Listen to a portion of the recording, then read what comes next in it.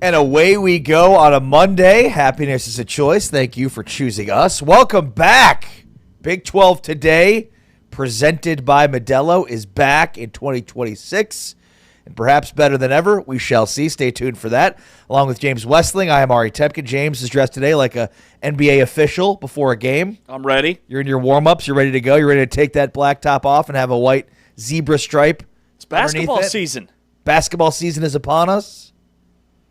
I think, maybe. Big 12 Hoops started on Friday night into Saturday. We've got a lot to react to with that. Of course, we had Texas Tech lay an egg in the Orange Bowl. What does it mean, big picture, for the Big 12? Of course, we'll discuss that. Kyle Whittingham is now the head coach at Michigan. A lot's happened since we last had a show. The Big 12 started 4-0 in bowl games and finishes 4-4, James. And late last night, we found out that Brendan Sorsby is heading to Texas Tech. What we figured would happen has happened. Sorsby took a late visit to LSU, but instead sticks with Texas Tech. A lot to discuss and unpack here on a Monday morning. Yeah, definitely. And I would say those are probably the three biggest headlines in the last week or even 24 hours when it comes to Brendan Sorsby. I think it was 4. Was there 4 headlines in there? Feels right. I don't want to correct you, but I think it was 4. Okay, 4 headlines. My bad. I thought the Big 12 had a really strong bowl showing because I felt like the bowls outside of the college football playoff, that sucked. Like, there's no way to sugarcoat it. That sucked, watching Oregon do what they did to Texas Tech. With that said, collectively, the 4 wins that the Big 12 had, I think outweighs the late losses in the bowl season. Because the teams that lost, those were the bowl games where a ton of guys were sitting out on both sides. When you look at the early wins, now outside of Josh Hoover not playing for TCU, but when you look at Utah and Nebraska, the BYU win, and then just the way the TCU-USC game played out, I think that the wins outweigh the losses in terms of who we beat in the bowl season. Like Cincinnati losing to Navy doesn't really do a ton for me. Arizona State and Duke was still a great football game. I think the Big 12 definitely held its own, right? Yeah, I mean, SMU, Arizona, it looked like it was, going to be a blowout, and Arizona, came furiously back in the second half of that game. So I agree with you overall. I mean, you can contextualize every game and every bowl game and nitpick who played and who didn't for Nebraska. They had a lot of guys missing, but so did Utah. Right. And without their bookend NFL offensive linemen and a very high level defensive lineman, 2 of them, John Henry Daly and Logan Fano sitting out. Like you could do the exact same thing with Nebraska. So I agree with you. I think the bowl season is kind of a Rorschach test.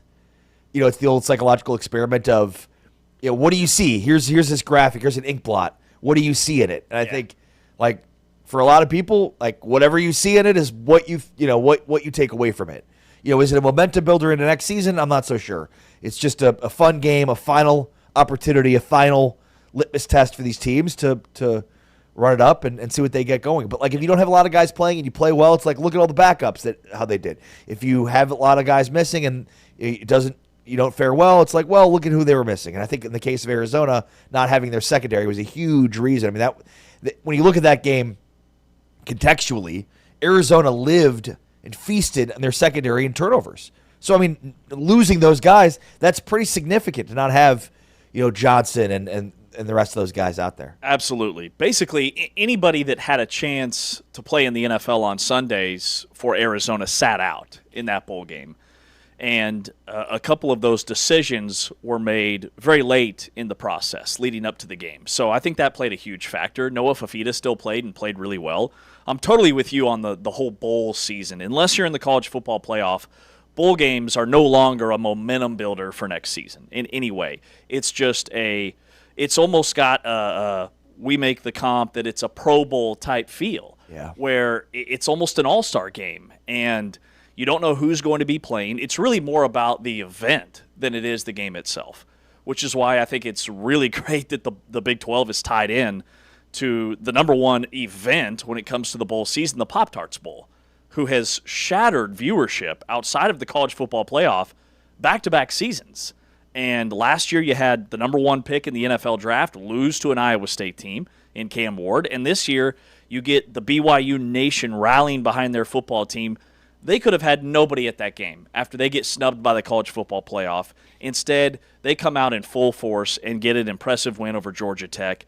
That's a bigger highlight to me than a loss like Arizona had against SMU. But speaking of Arizona, they even though they lost that game, bowl game aside, that is a program that does have a lot of momentum going into next season with Noah Fafita coming back next year. It'll be year 3 for Brent Brennan. And they became the first school in the NCAA to go undefeated in the months of November and December.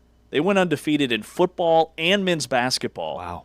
No school in the nation has done that since 2014, and it was TCU from right here in the Big 12. So, I mean, they had a banger 60 days for that program. Yeah, and Arizona basketball just continues to be a fire-breathing dragon. Dude. In fact, at the open of Big 12 play, the top Big 12 teams flexed its muscles, including Iowa State, Houston, Arizona, and BYU.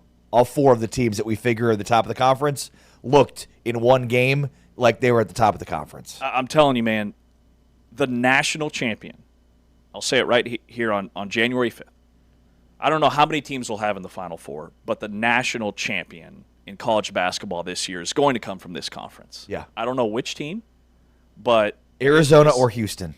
Arizona or Houston would be my top 2 picks. I think Iowa State fans feel really good about where they're at right now. I'm going to see them on Wednesday against Baylor. I think BYU fans feel really good about where they're at. I mean, look at AJ DeBanza, man. He's unguardable. He's absolutely unguardable. He's like if Darren Peterson were to play full games. If Darren Peterson played 36 minutes a night, that's what you'd have. If he got to play both halves. 2 halves? Yeah. Are we playing quarters? No, we're not. No, he gets a good exercise and then he's done for the day. But like I've seen Florida in person, who right now looks like maybe the front runner in the SEC, even with all their losses. Like the SEC does not have the meat at the top that it had last year. Purdue loses by 30 at home to Iowa State. That tells me a lot about where they're at. UConn has losses to teams in this Big 12. Like I look at the other teams ranked in the top 5, and I like our chances, man, with Houston and with Arizona. All right, this is Big 12 Today on Big 12 Radio. We are presented by Modelo, and you can, of course, hear us on TuneIn and watch us on Big 12 Studios. You know, the big story from while we were gone was on New Year's Day, the Orange Bowl. We did our Orange Bowl pregame show. I was out at the game, and you and Taman Turner were producing the show from here at our studios. Yeah, I mean, I think, like, a couple of ways to look at the outcome of that game. You know, we probably should have been more aware of the Texas Tech offense not really being tested because the defense was so dominant. They just really never were in positions of adversity. And when they were, it was short-lived. And, you know, they just had nowhere to hide in this game. They finally went up, Texas Tech, against a foe that could match them from a defensive perspective. And that's what happened in this game. I thought Texas Tech's defense was overall more disruptive, but they had to be to keep them in the game. But in some ways, the loss for Texas Tech felt a lot like how BYU must have felt in their first game against Texas Tech, how Utah must have felt. They just couldn't do anything offensively against that defense. And, you know, fair or unfair, it is how Behren Morton will be remembered. Yeah. No, I think that's well said. And, you know, I would say that Oregon beat Texas Tech in a lot of the same ways, to your point, that Texas Tech beat other teams. And Oregon was, I think, much better defensively than maybe we thought going in. And then when you look at the quarterback matchup, like Dante Moore, to me, didn't look like, you know, a generational talent is the term that's always thrown out there. Like, he didn't look like a Patrick Mahomes or a Cam Ward or guys that have been historically high-level draft picks. And I know he's projected to be the number 1 pick in the NFL draft, but what he did look like was a more calm, a more in control, a more steady quarterback in this game. Like, he had 230-some yards, but he didn't have any mistakes. He took sacks when he had to, instead of trying to make an extra play that sometimes leads to a turnover. Like, he didn't do too much. He was just efficient, and he was mistake-free. I thought Jordan Davison and that whole cast of running backs that Oregon had were were really good. And I mean, they just lived in 3rd and 3 and 4th and 3. they were good in the trenches. Yeah.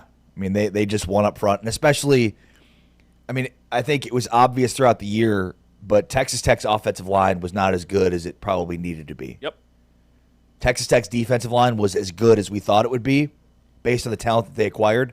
Texas Tech's offensive line was not that good, and they got completely destroyed up front, which is why, like, yeah, I mean, you want to see Baron Morton play better, but we knew that Baron Morton was not good when rushed, and, like, that's what happened in this game.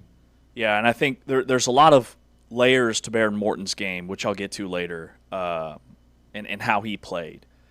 But the offensive line is absolutely the biggest issue I think that Texas Tech had offensively. Yeah. And when you have a team that's second in the country in explosive plays, but they can't score in the red zone, a lot of times that comes down to your point, those 3rd and 2, 3rd and 3, 3rd and 4 type situations where you have to have the meat up front to pave the way for running backs and give your quarterback time to throw. And Texas Tech, that's what they struggled with all season long. And I was worried. I was worried going into this game. I thought for Texas Tech to win, which we all picked Texas Tech, and I felt good about it going in, but I thought it would be like a 17-13 type game.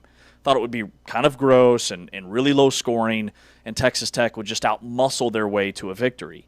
And the offensive line and the quarterback play from Morton just wasn't as good as their opponent. It was good enough to get them to this spot, which says a lot. They still had a fantastic season, but Oregon was better on this particular day, and Oregon looked like the more well-rounded team. Like if they played 10 times, I think Oregon probably wins 7 or 8. That's what the gap felt like to me. Yeah, it was rough. It was a rough game to be at. Like, I bet, man. Everything leading up to it was fantastic. It is a great stadium. Like, they've done a really good job with that stadium. It was a great environment, except for the game. And, I was with my wife. She was able to come with me and enjoy the game. And it was like, man, I wish this game was a little bit better. Like, it's one thing to go and see them lose, which was disappointing. It's another thing to just see them completely lay an egg on offense and just give their offense and their team not really much of a shot to win this game. Like, you get into the second quarter and you're like, man, they're still in it, but it just feels like they don't have a shot. Yep. Because their offense just, anytime they moved the ball and then the ball was in Morton's hands, they just made mistakes. Morton threw the ball away. Yeah, the offense, it was like pulling teeth. I mean, it was a slow, painful death. And even when it was 13-0, like you look at the scoreboard and you're thinking, okay, maybe an explosive play, a big touchdown, and you're right back in this football game. Oregon's settling for a ton of field goals. I think their kicker kicked like 4 field goals. Member of the all-name team, Atticus Sappington. Atticus Sappington is it's up there. Like straight from Harry Potter. Atticus Sappington was booting field goals for Oregon for the second year in a row. Totally Slytherin, by the way. 100% Slytherin. Definitely. But you're right, man. I'll explain that to you later, by the way. It's 13-0, and you're in the third quarter, and you think, okay, can we figure out a way to score 2 touchdowns? And it just felt impossible because every time the offense took the field, they just couldn't get any momentum, couldn't sustain any drives in this game. Here's what Joey McGuire said following the game about sort of the standard at Texas Tech now being set. People have asked me a lot, have you been able to reflect on this year and everything, and I never do that until it's all said and done. And so the next few days, I'll definitely reflect. I do think that we've set a standard, that we're going to try to live up to. We're losing some really great football players, but, you've always got to do something special, do something that, the guys like Oregon's about to try to go to, and Miami there's got to be a first, and this is the first group that was able to do that. No Red Raider team before us were able to do what we've accomplished this year. But today it hurt for a long time, but we're going to learn from it, and we're going to keep getting better. All right, so there's Joey McGuire. We'll hear plenty more from what he had to say following this game coming up, plus big picture takeaways for the Big 12. We'll get to that all coming up. Also, Dan Murphy from ESPN will join us at the bottom of this hour here on Big 12 Today, presented by Modelo. James, lastly, and we'll obviously dig deeper into this too, but Kyle Whittingham, we suggested that he would be a good hire for Michigan, and they listened, apparently, as Michigan has hired Kyle Whittingham, which has set off a firestorm in Salt Lake City because Morgan Scalley and many of the familiar assistant coaches that were expected to stay along Utah staff are now heading out with Kyle Whittingham at Michigan. And so it has fired up a lot of the Utah fans. And, I mean, I get it, but at the same time, like, he was pushed out. What do you want him to do? People are mad at Kyle Whittingham for burning Utah to the ground following his, leaving for Michigan. But remember, Utah could have retained him. Right. He wanted to keep coaching, clearly, as evidenced by the fact that he's now taking the Michigan job. So Utah fans that are upset with this, I don't get it. Your athletic director pushed him out. And now, I mean, look, maybe Morgan Scalley's the right guy, and we'll see. Time will tell.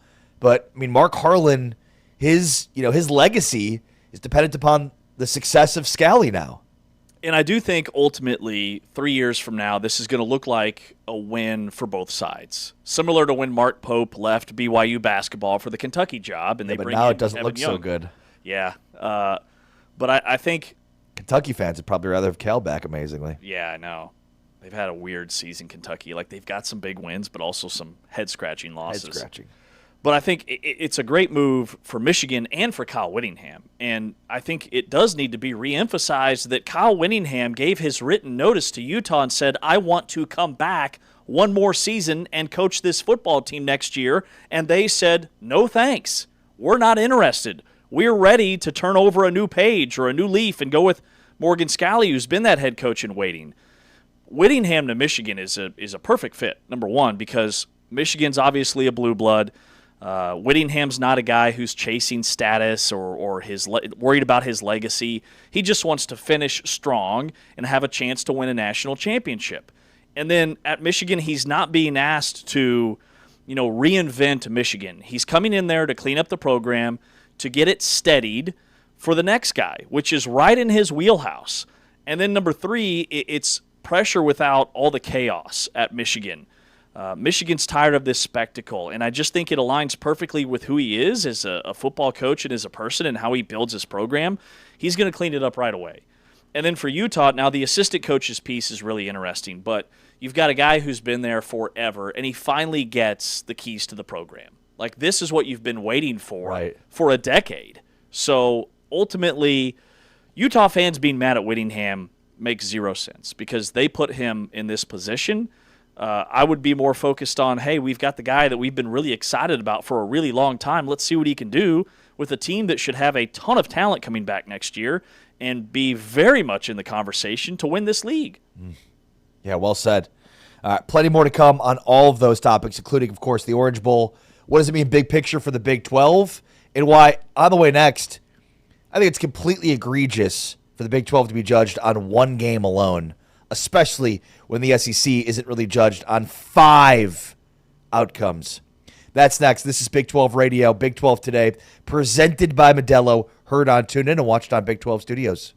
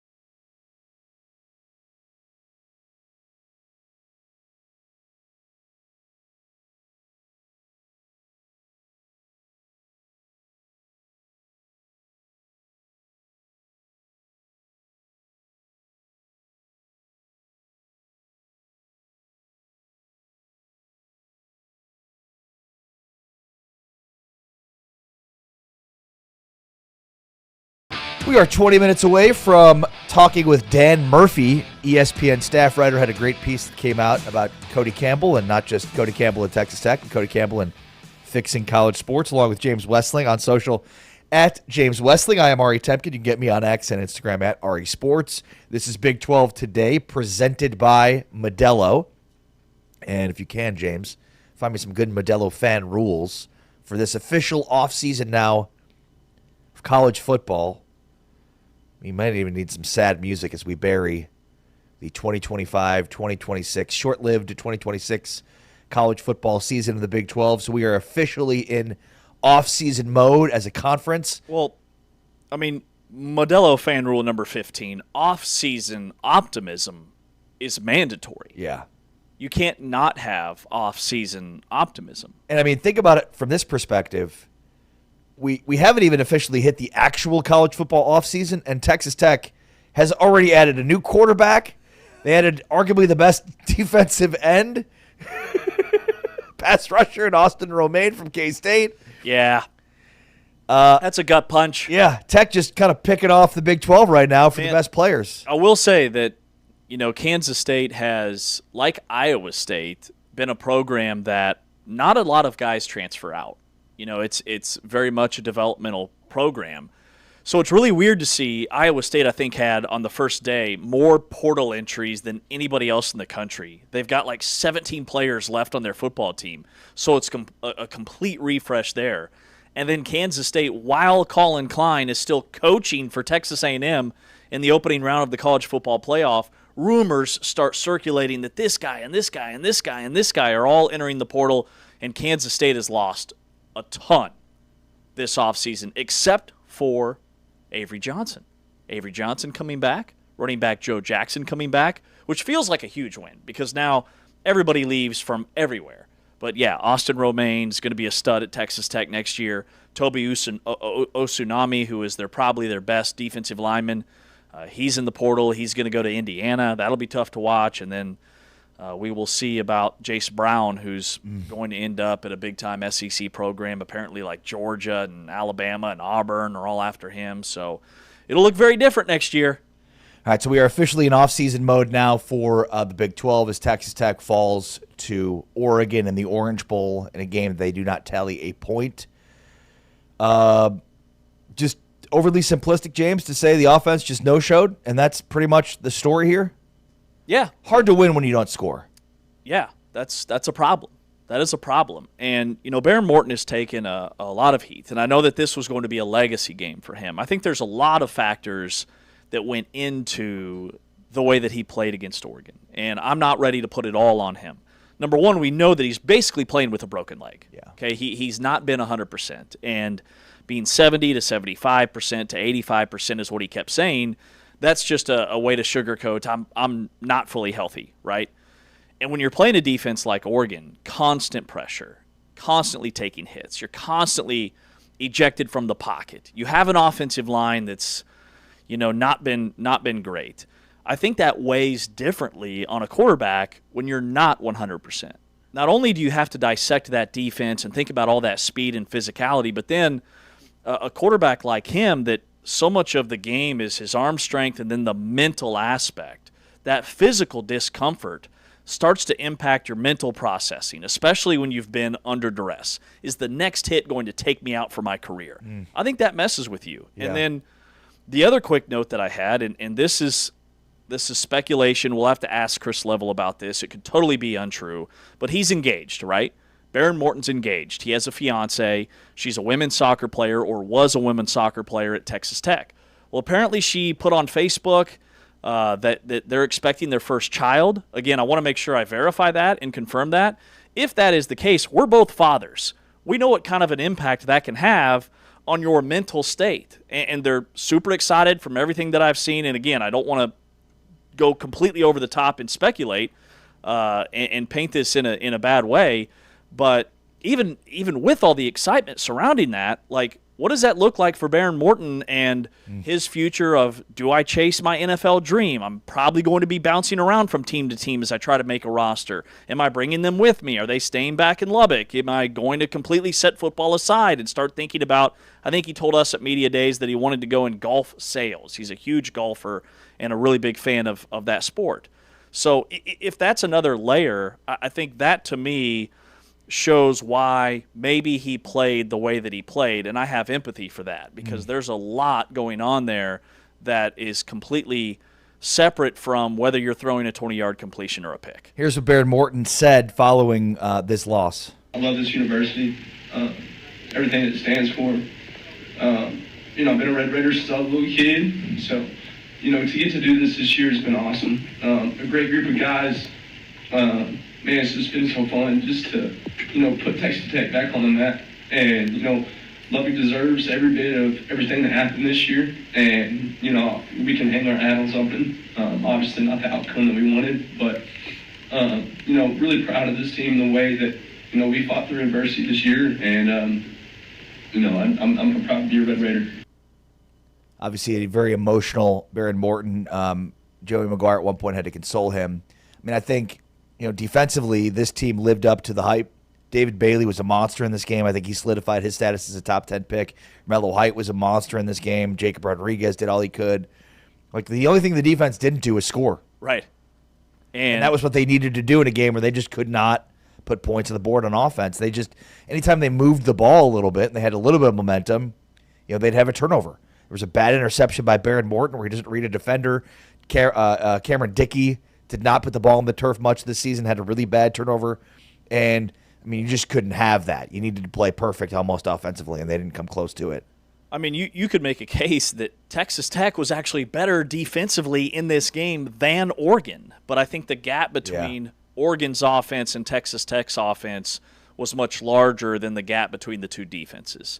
Texas Tech was better on third down. Like, Oregon on third down went 4 for 19. The Texas Tech defense got off the field and gave their offense multiple opportunities. To hold an Oregon offense like that, which was also, like Texas Tech, a top 10 offense, to 21% completion rate, or conversion rate, I should say, on third down, is impeccable. And then on first down, the Texas Tech defense held Oregon to 1.9 yards per rush on first down. Texas Tech was better on first down on the ground than Oregon.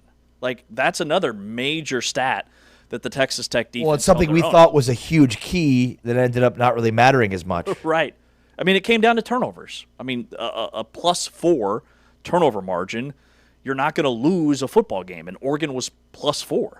And then that had a massive impact. Whether it +4? They were 4, yes, in this game.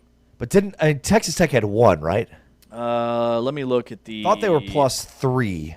But either way. Yeah, you're right. +3. But either way. Yeah, 4 to 1 turnover difference. Yeah.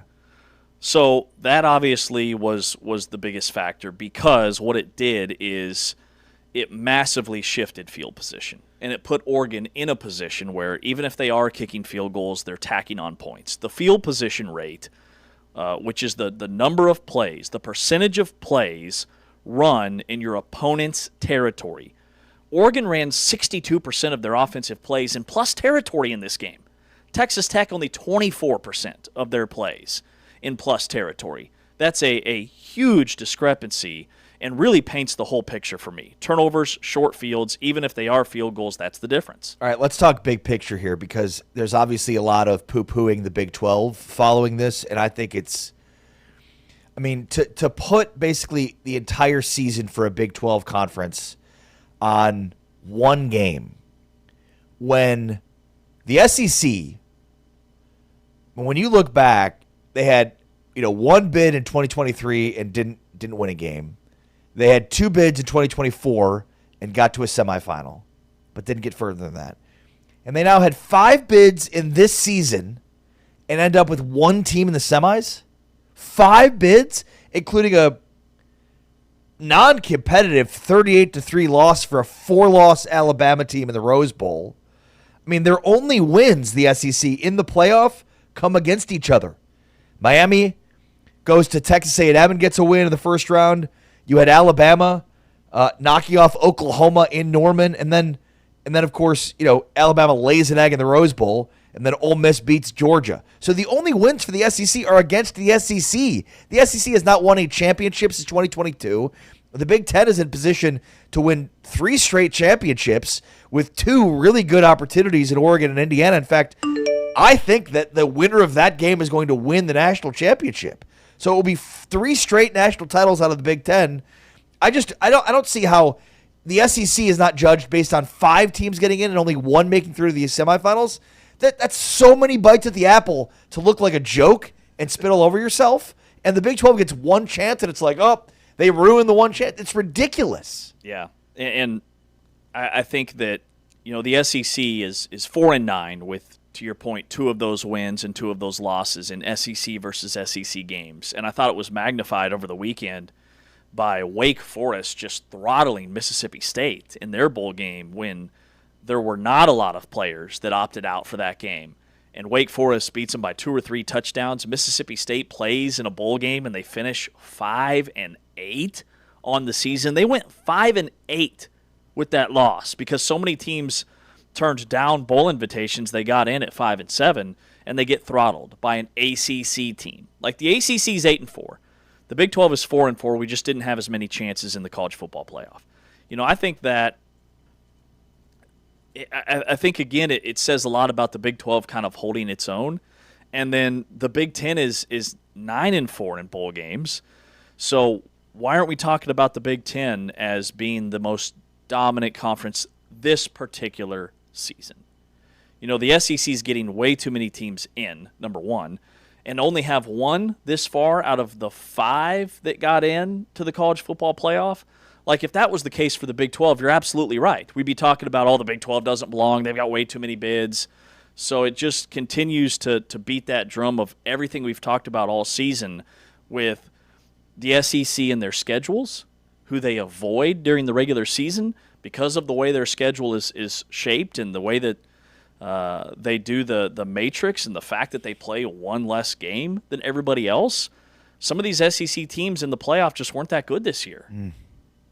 Yeah, and again, it's just such a crazy double standard to think that the Big 12 gets judged on 1 game. 1 game.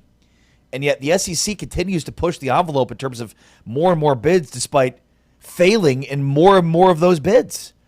If anything, what this playoff should have taught us is that we need more variety of teams in this tournament. It's like the SEC, the only wins you have are against each other. Yep. The Alabama-Indiana game was far less competitive than the Orange Bowl was. And that's just one of the eggs that conference laid. I mean, Georgia, that was the team that was supposed to win it all. They had a game in the Sugar Bowl, and they lose to Ole Miss, team they already beat. An Ole Miss team, by the way, that has 6 assistant coaches that are basically coaching 2 different programs right now. And a bunch of players that have 1 foot out, 1 foot in the door in terms of are they going to go to LSU in the transfer portal? Right. Which I'm all in on Ole Miss. I love their story now. How poetic would it be for them to win the national championship? Oh, I'm all in on Ole Miss, Indiana. Lane Kiffin leaves because he doesn't think he can win a national championship at Ole Miss. It would be epic. And by the way, he's in only Lane Kiffin fashion. He was trying to get on the broadcast for the Sugar Bowl. He wanted to be part of the broadcast team for the Sugar Bowl. And and then when that was turned down by ESPN, he's talking about going to the game with the governor of Louisiana. It's like, dude, I mean, I know it's impossible for you, but can you not make yourself the story for once? Exactly. Yeah. And it's galvanized that Ole Miss football team. So I just, if anything, I thought that the outcome of the games should have been a better case for the Big 12. I would have liked to see what Utah might have done or BYU might have done. Instead, we get Alabama laying an egg, Georgia laying an egg in big moments. Yeah. I mean, for Indiana to beat Alabama the way that they did, that was probably, of all the games, the most eye-opening to me, was the way that Indiana just dominated the line of scrimmage. Defensively, owned Alabama, keeping them out of the end zone. Your Heisman Trophy winning quarterback only has to attempt 16 passes in that game. He had 3 touchdowns. He was super efficient, only 2 incompletions. Indiana just looked like a team that was that much more disciplined, talented, everything else. They checked all the boxes. And then the team that the SEC's been saying all along is the best team in the conference in Texas A&M because they ran the table for 11 weeks. An absolute no-show in the opening round at home in their own backyard. They lose to a Miami team. So I'm with you on all of this with the SEC. Yeah, A&M and Alabama and their 2 losses combined for 6 points. That's James Westling. I'm Ari Temkin. This is Big 12 Today on Big 12 Radio, presented by Modelo. On the way next, Dan Murphy, ESPN staff writer, has a great piece out about Texas Tech. We dive into that with him next. This is Big 12 Today, presented by Modelo.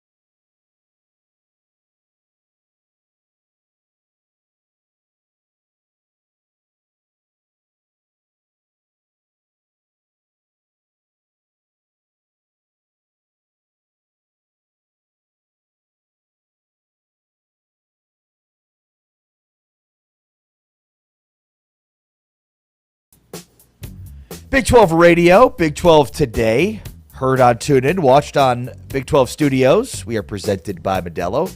Let's talk now with Dan Murphy from ESPN. Can Cody Campbell fix college sports? A great piece and profile of Cody Campbell and his history and what he's doing now to try to help save college sports. Morning, Dan. How are you? Good. How are you? Good morning. Doing very well. Thank you. Appreciate your time. There's been, I guess, a ton written about Cody Campbell because he's such a compelling figure, especially, as he sort of burst onto the scene. I think he comes from being, kind of a no-name guy. Nobody knew who he was to now being, one of the people at the forefront in all of college sports. I think he's one of the most interesting characters in college sports right now, and that he's a different kind of power than has ever really been involved. There's always been boosters who have thrown a lot of money around and helped their teams, but he has undeniably a voice in the room on what the future of college sports is going to look like. And I think that probably ruffles a lot of feathers with the people who got to their positions of power in ways that are a little bit more traditional, coming up through athletic departments and through the NCAA. But everybody I talked to said, yeah, he's somebody who's going to have a say in how this shakes out. And he's just a different voice for a different era of college sports. I found him a really compelling figure.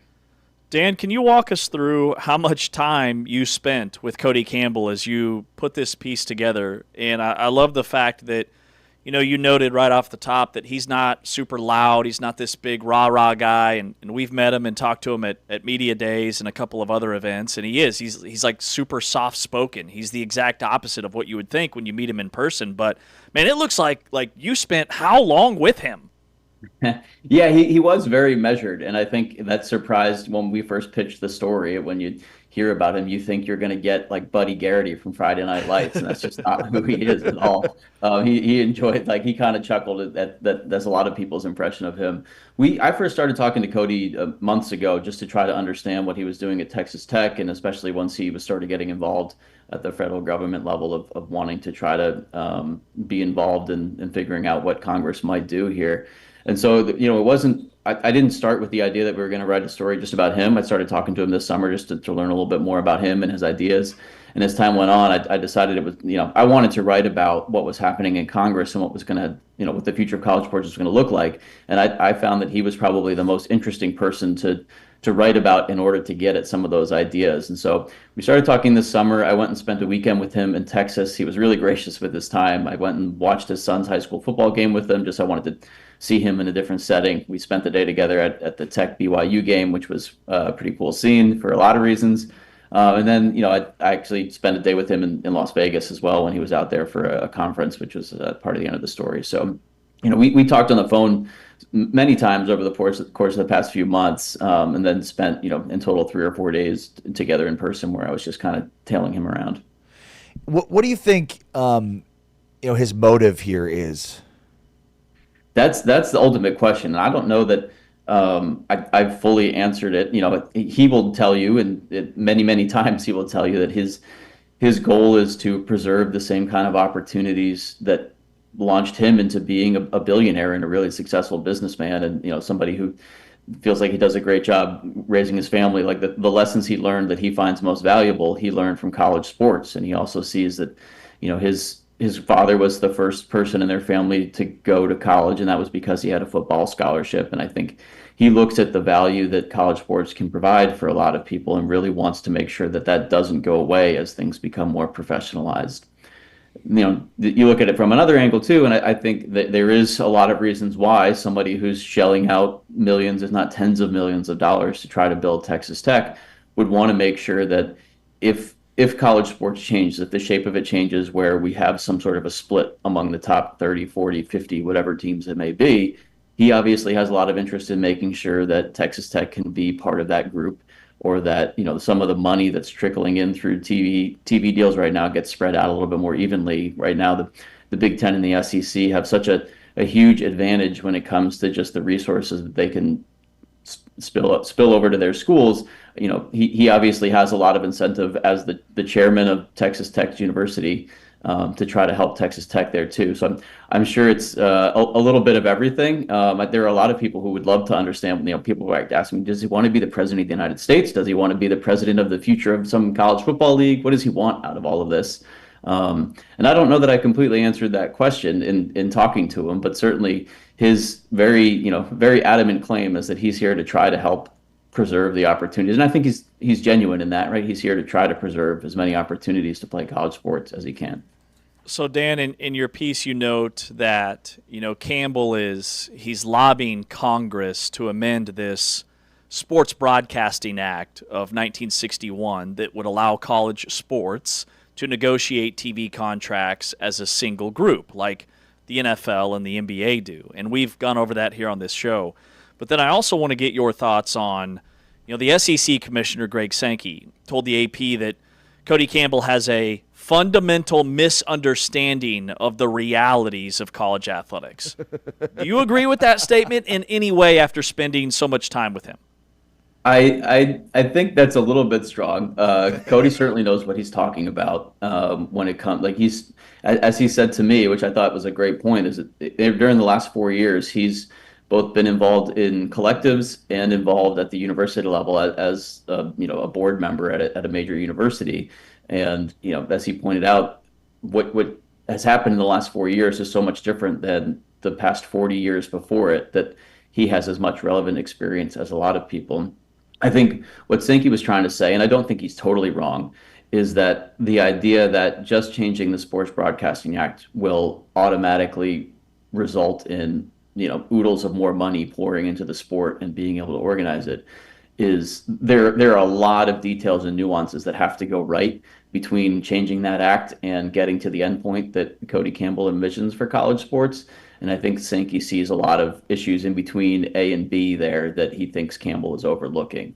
And we can get into some of those if you want to get to, but I don't know how far into the weeds we want to get on it. But I think that's the main disagreement is, it's not a simple problem. If it was, the people who are running college sports would have fixed it years and years ago, most likely.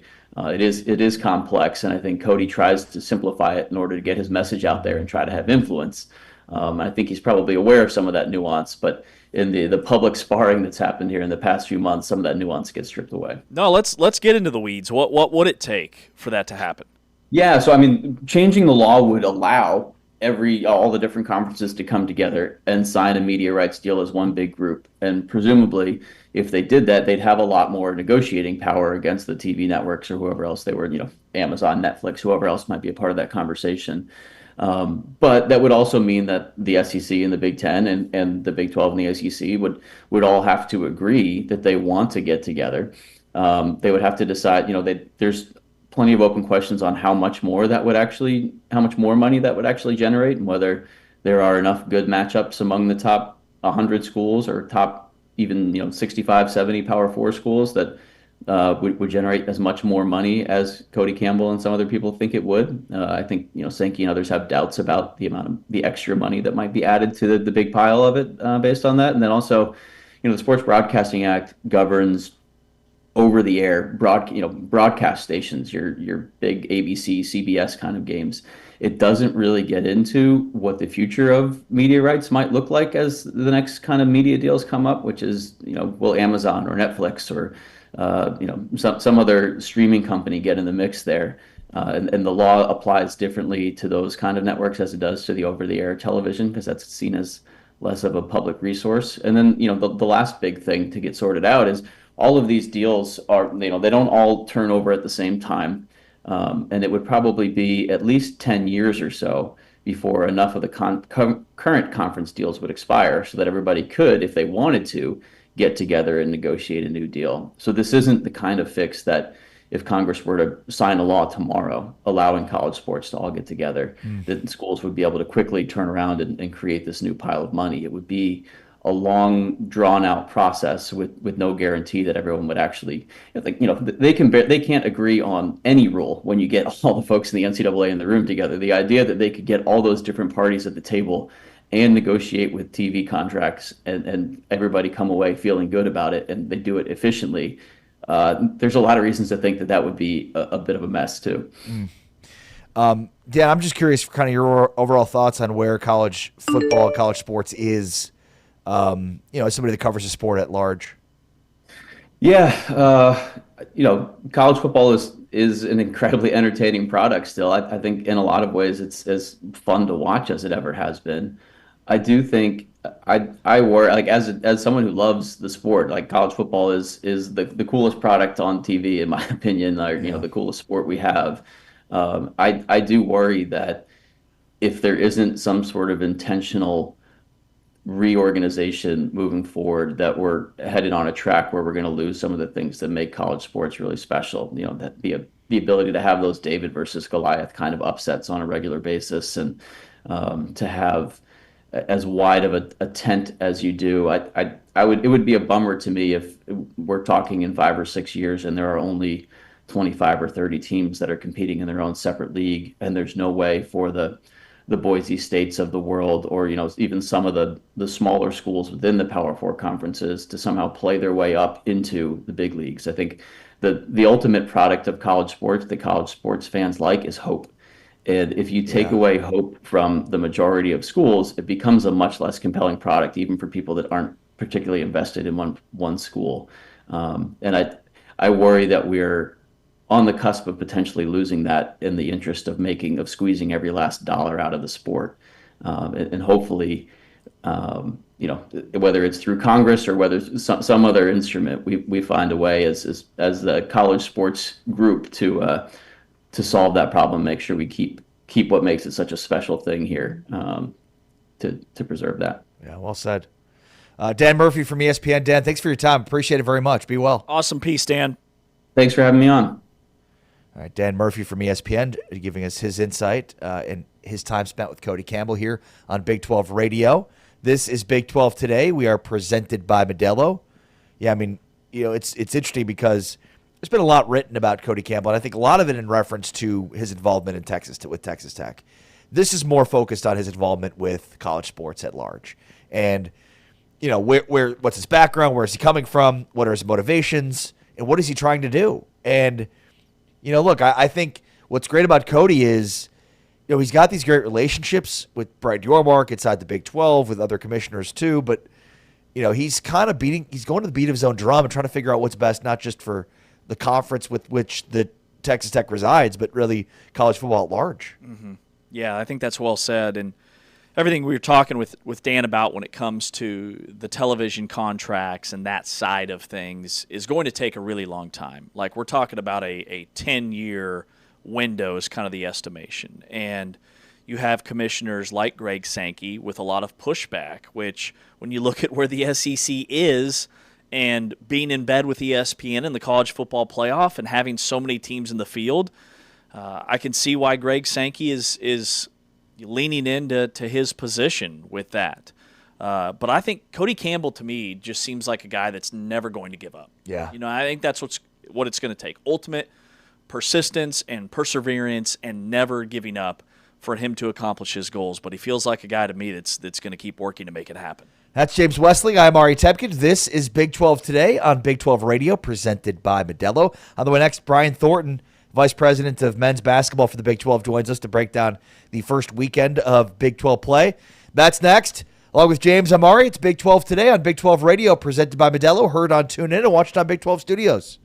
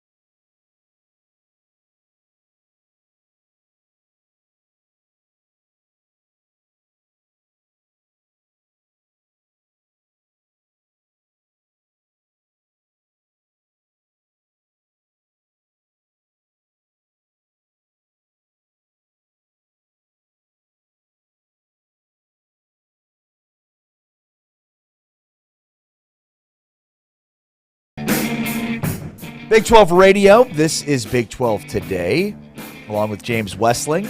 I am Ari Temkin, and we are pleased to be joined right now by our friend Brian Thornton, the Vice President of Men's Basketball for the Big 12, joining us here on Big 12 Radio. He joins us each and every Monday. What's going on, Brian? How are you? Happy New Year. I'm great. How about yourself? Doing great. Thank you. Appreciate your time. As I look at the big picture takeaways from the first day of Big 12 play, I think Houston, Arizona, BYU, Iowa State certainly are flexing their muscles at the top of the conference right now. Yeah, I mean, 100%. You know, those schools have established themselves as some of the best teams in the entire country over the course of non-conference play, and they've shown it so far in the beginning of the first round of conference play, and it's exciting to see how strong they are. You know, you're talking about 4 teams in the top 10 in the country. Arizona, obviously undefeated. Iowa State, undefeated. And then BYU and Houston look as strong as anybody in the country. When you think about BYU, their only losses against UConn. Houston, their only losses against Tennessee. So, you know, those teams have been extremely good, and I'm sure that we'll talk about it, but what UCF has done so far this year is also really amazing as well. Brian, I thought it was cool. Arizona coach Tommy Lloyd was telling us on Saturday that, you know, part of the reason he built this team the way that they are, just so physical and strong, and they look like an NBA team out there, was because of Kelvin Sampson and what he saw the Houston way and all their success. So what does that say about the coaches in this league and just kind of the identity of this conference? Well, it's a battle every single game in the Big 12. And, you know, what Houston has done over the last several years under Coach Sampson is amazing. You know, they have been able to have consistency. Their culture is outstanding, and they built it from the ground up. And I think that they have set a bar that other schools across our league are consistently trying to reach by winning multiple conference championships in the last several years. And Arizona has done a great job with that. I actually talked to Coach Lloyd yesterday, and we talked about just how their roster is constructed. And when you think about the perfect balance between age and youth, and they have that. You know, they start 3 really, really good freshmen, you know, 2 freshmen that are probably, you know, first-round NBA draft picks. And then they have 4 guys on their team that were there last year, 4 guys that were starters at times last year, and 2 of those guys now come off the bench. So when you're starting 2 seniors, 3 freshmen, and then your 6th and 7th men were starters for you last year, that's definitely a recipe for success.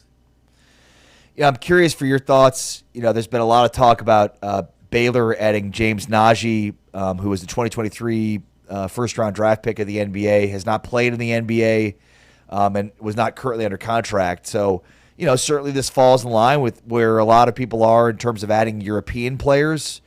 You know, what are your thoughts on this? And I know we've discussed this sort of, you know, happening across college basketball, but here's a Big 12 example. Well, you know, I think that our coaches and coaches across the country have to continue to adapt to the rules that are in front of them. Yeah. We know that the rules continue to change a little bit from, you know, almost day to day, but you have to adapt and you have to make the best of the current situation. I know a lot of coaches across the country are not big fans of the ability to add European pros, or in this case, former G League pros, but that's the rules that are currently on the books. And, you know, Baylor has taken advantage of that. And, you know, the reality of it is, you know, I'm sure James is a good kid. I'm sure he'll come to Baylor and he'll help them. He'll probably help himself by getting better. But the reality of it is, if he was, you know, an NBA player, he would be in the NBA right now. Right. Not to say that he won't be an NBA player eventually, but, you know, I don't think the expectation should be that he's going to come in and become bona fide best player in the conference, you know, as soon as he walks in the door. You know, this conference is really good. There's elite players littered across the entire conference. And, you know, hopefully he helps Baylor become more successful. And then as time goes on, you know, as an industry, we need to figure out what we want. We need to figure out if we want teams to be able to add players mid-year once they already kind of know how their rosters are set up, or if they have injuries. You know, no different than what our pro leagues look like. The college space is beginning to look more and more like a pro league. And if we don't want that, then we need to define that, and we need to, you know, put additional guardrails around that to protect the game from that situation. But in the meantime, Baylor is certainly not the only team that's doing that. There's teams across the entire country and other teams in the Big 12 that have added players. And, my personal opinion is that, the G League shouldn't be treated any differently than European pro leagues. Those guys are not making the kind of money, quite honestly, Right. that a lot of these college players are making. And if they don't have NBA experience, then we have to, really think about what makes them different. Brian, do you think we'll see less guys go to the G League and more guys go to college because of not just the experience but the money piece that you referenced? And that's a great nugget because I think people just assume, oh, G League, you're one step away from the NBA, you're making bank, and that's not the case. Well, I think we're already seeing that. I think that, when you think about a guy like JT Toppin last year, who was the Big 12 Player of the Year, he had an opportunity to be an NBA player this year. Whether he was going to be maybe probably a later first round pick or an early second round pick, he was going to be a guy that was going to be on the NBA roster next year. But he made the decision to return to Texas Tech in large part because it was going to be more lucrative, or it was going to be guaranteed to be more lucrative by returning to Texas Tech rather than being either a free agent in the NBA or a late first round pick. So I think that, more of the guys that are fringe lottery type picks and beyond are going to opt to stay in college just because the money, at least at this point, is so great. I mean, it's life-changing for a lot of these young men. Yeah. And, as time goes on, maybe that changes. But right now, it pays to be a college basketball player, especially if you're a really good one. Yeah, Brian, I'm curious kind of what you're looking forward to this week. Yeah, I'm really excited about Texas Tech Houston tomorrow. Yeah. Myself and Commissioner Yormark will be going down to the game in Houston. And as you guys know, it was a battle. Both games last year between Texas Tech and Houston were great games. The first game had a little bit of controversy down in Houston when JT Toppin was ejected in the first half because of a little bit of an incident on a play, which fortunately got fixed. And, we won't have that issue again this year because the rule was changed. But both of those games are really, really good games. And certainly expect tomorrow's game to be a knockdown, drag out with two teams that are, Houston being a top 10 team and Texas Tech being a top 15 team. I mean, I think that really is going to set the stage for what the conference will look like as it goes on. Talking with Brian Thornton, Vice President of Men's Basketball here on Big 12 today on Big 12 Radio. Brian, I'd love to know, you noted UCF earlier, but who's been the biggest surprise so far in your eyes in the Big 12? Is it them or is it somebody else? Well, I think you have to start with UCF. They've lost one game this year. Yeah. They're 12-1. And the one game that they lost early in the season was to Vanderbilt. And at the time, you didn't know what Vanderbilt was going to be. But right now, when you kind of reflect on that, Vanderbilt was the 11th team in the country last year. They'll be a top 10 team in the country probably today when the new polls come out. And they're 5th in the country in net. So, when you talk about a good loss, that's a really good loss. And, that's their only blemish, so to speak, on their resume. Oklahoma State has also had a really nice start to the year. They have 2 losses, one being a neutral site against Oklahoma, and then their second one losing to Texas Tech this weekend. So when you think about those 2 teams and what they've kind of been able to do, they didn't finish very high in the league last year, and they did a great job in the non-conference. And, they're prepared to be sleepers, so to speak, in our league and hopefully NCAA tournament teams. Brian, always appreciate your time and insight. Looking forward to having you join us each and every Monday. Thanks, Brian. Awesome. Have a great day, guys. Thanks, Thank you, Brian. bud. Brian Thornton, VP of Men's Basketball for the Big 12, joining us here on Big 12 Radio, James. And, Arizona, I just don't know how you slow them down. They have been the best team in college basketball for multiple months now. Yeah, they're 5-0 against top 25 teams. Many of those teams were ranked in the top 10 when they beat them. They're number 2 in the net rankings. And the Big 12 looks really good in the net. Arizona's number 2, Iowa State's number 3, BYU's number 9, Houston's number 15, and then Kansas and Texas Tech are 18 and 19. So that's 6 teams in the top 20. And then UCF has skyrocketed with their win over Kansas. They're up to number 32 in the net. They would be an NCAA tournament team if it started today. TCU is in the mid 40s with Baylor. That was a really nice win for a TCU team that's quietly put that New Orleans loss to open the season way behind them. I mean, think about what Jamie Dixon has been able to do. That team is 11-2 in their last 13 games with some high-profile wins, including a win over Florida, the defending champs. They're up to number 47 in the net. Like the middle of the pack in the Big 12, outside of those top six, are very much holding their own. And everybody, even teams that lost over the weekend, moved up in the net rankings because every game is a quad one game now, for the most part, in the Big 12 conference. Well said. All right, plenty more to come on Big 12 hoops as we break down this weekend that was in Big 12 hoops. Plus, I want to get into the Big 12 bowl games. The Big 12 started off 4-0 in bowl games and then finished 0-4 in the Final Four, going to 4-4. That's what we'll do next. The best Big 12 showing, the worst Big 12 showing, the best overall performance, all coming up next. With James Westling, I'm Ari Tepkin. This is Big 12 Today, presented by Modelo. Heard on TuneIn and watched on Big 12 Studios.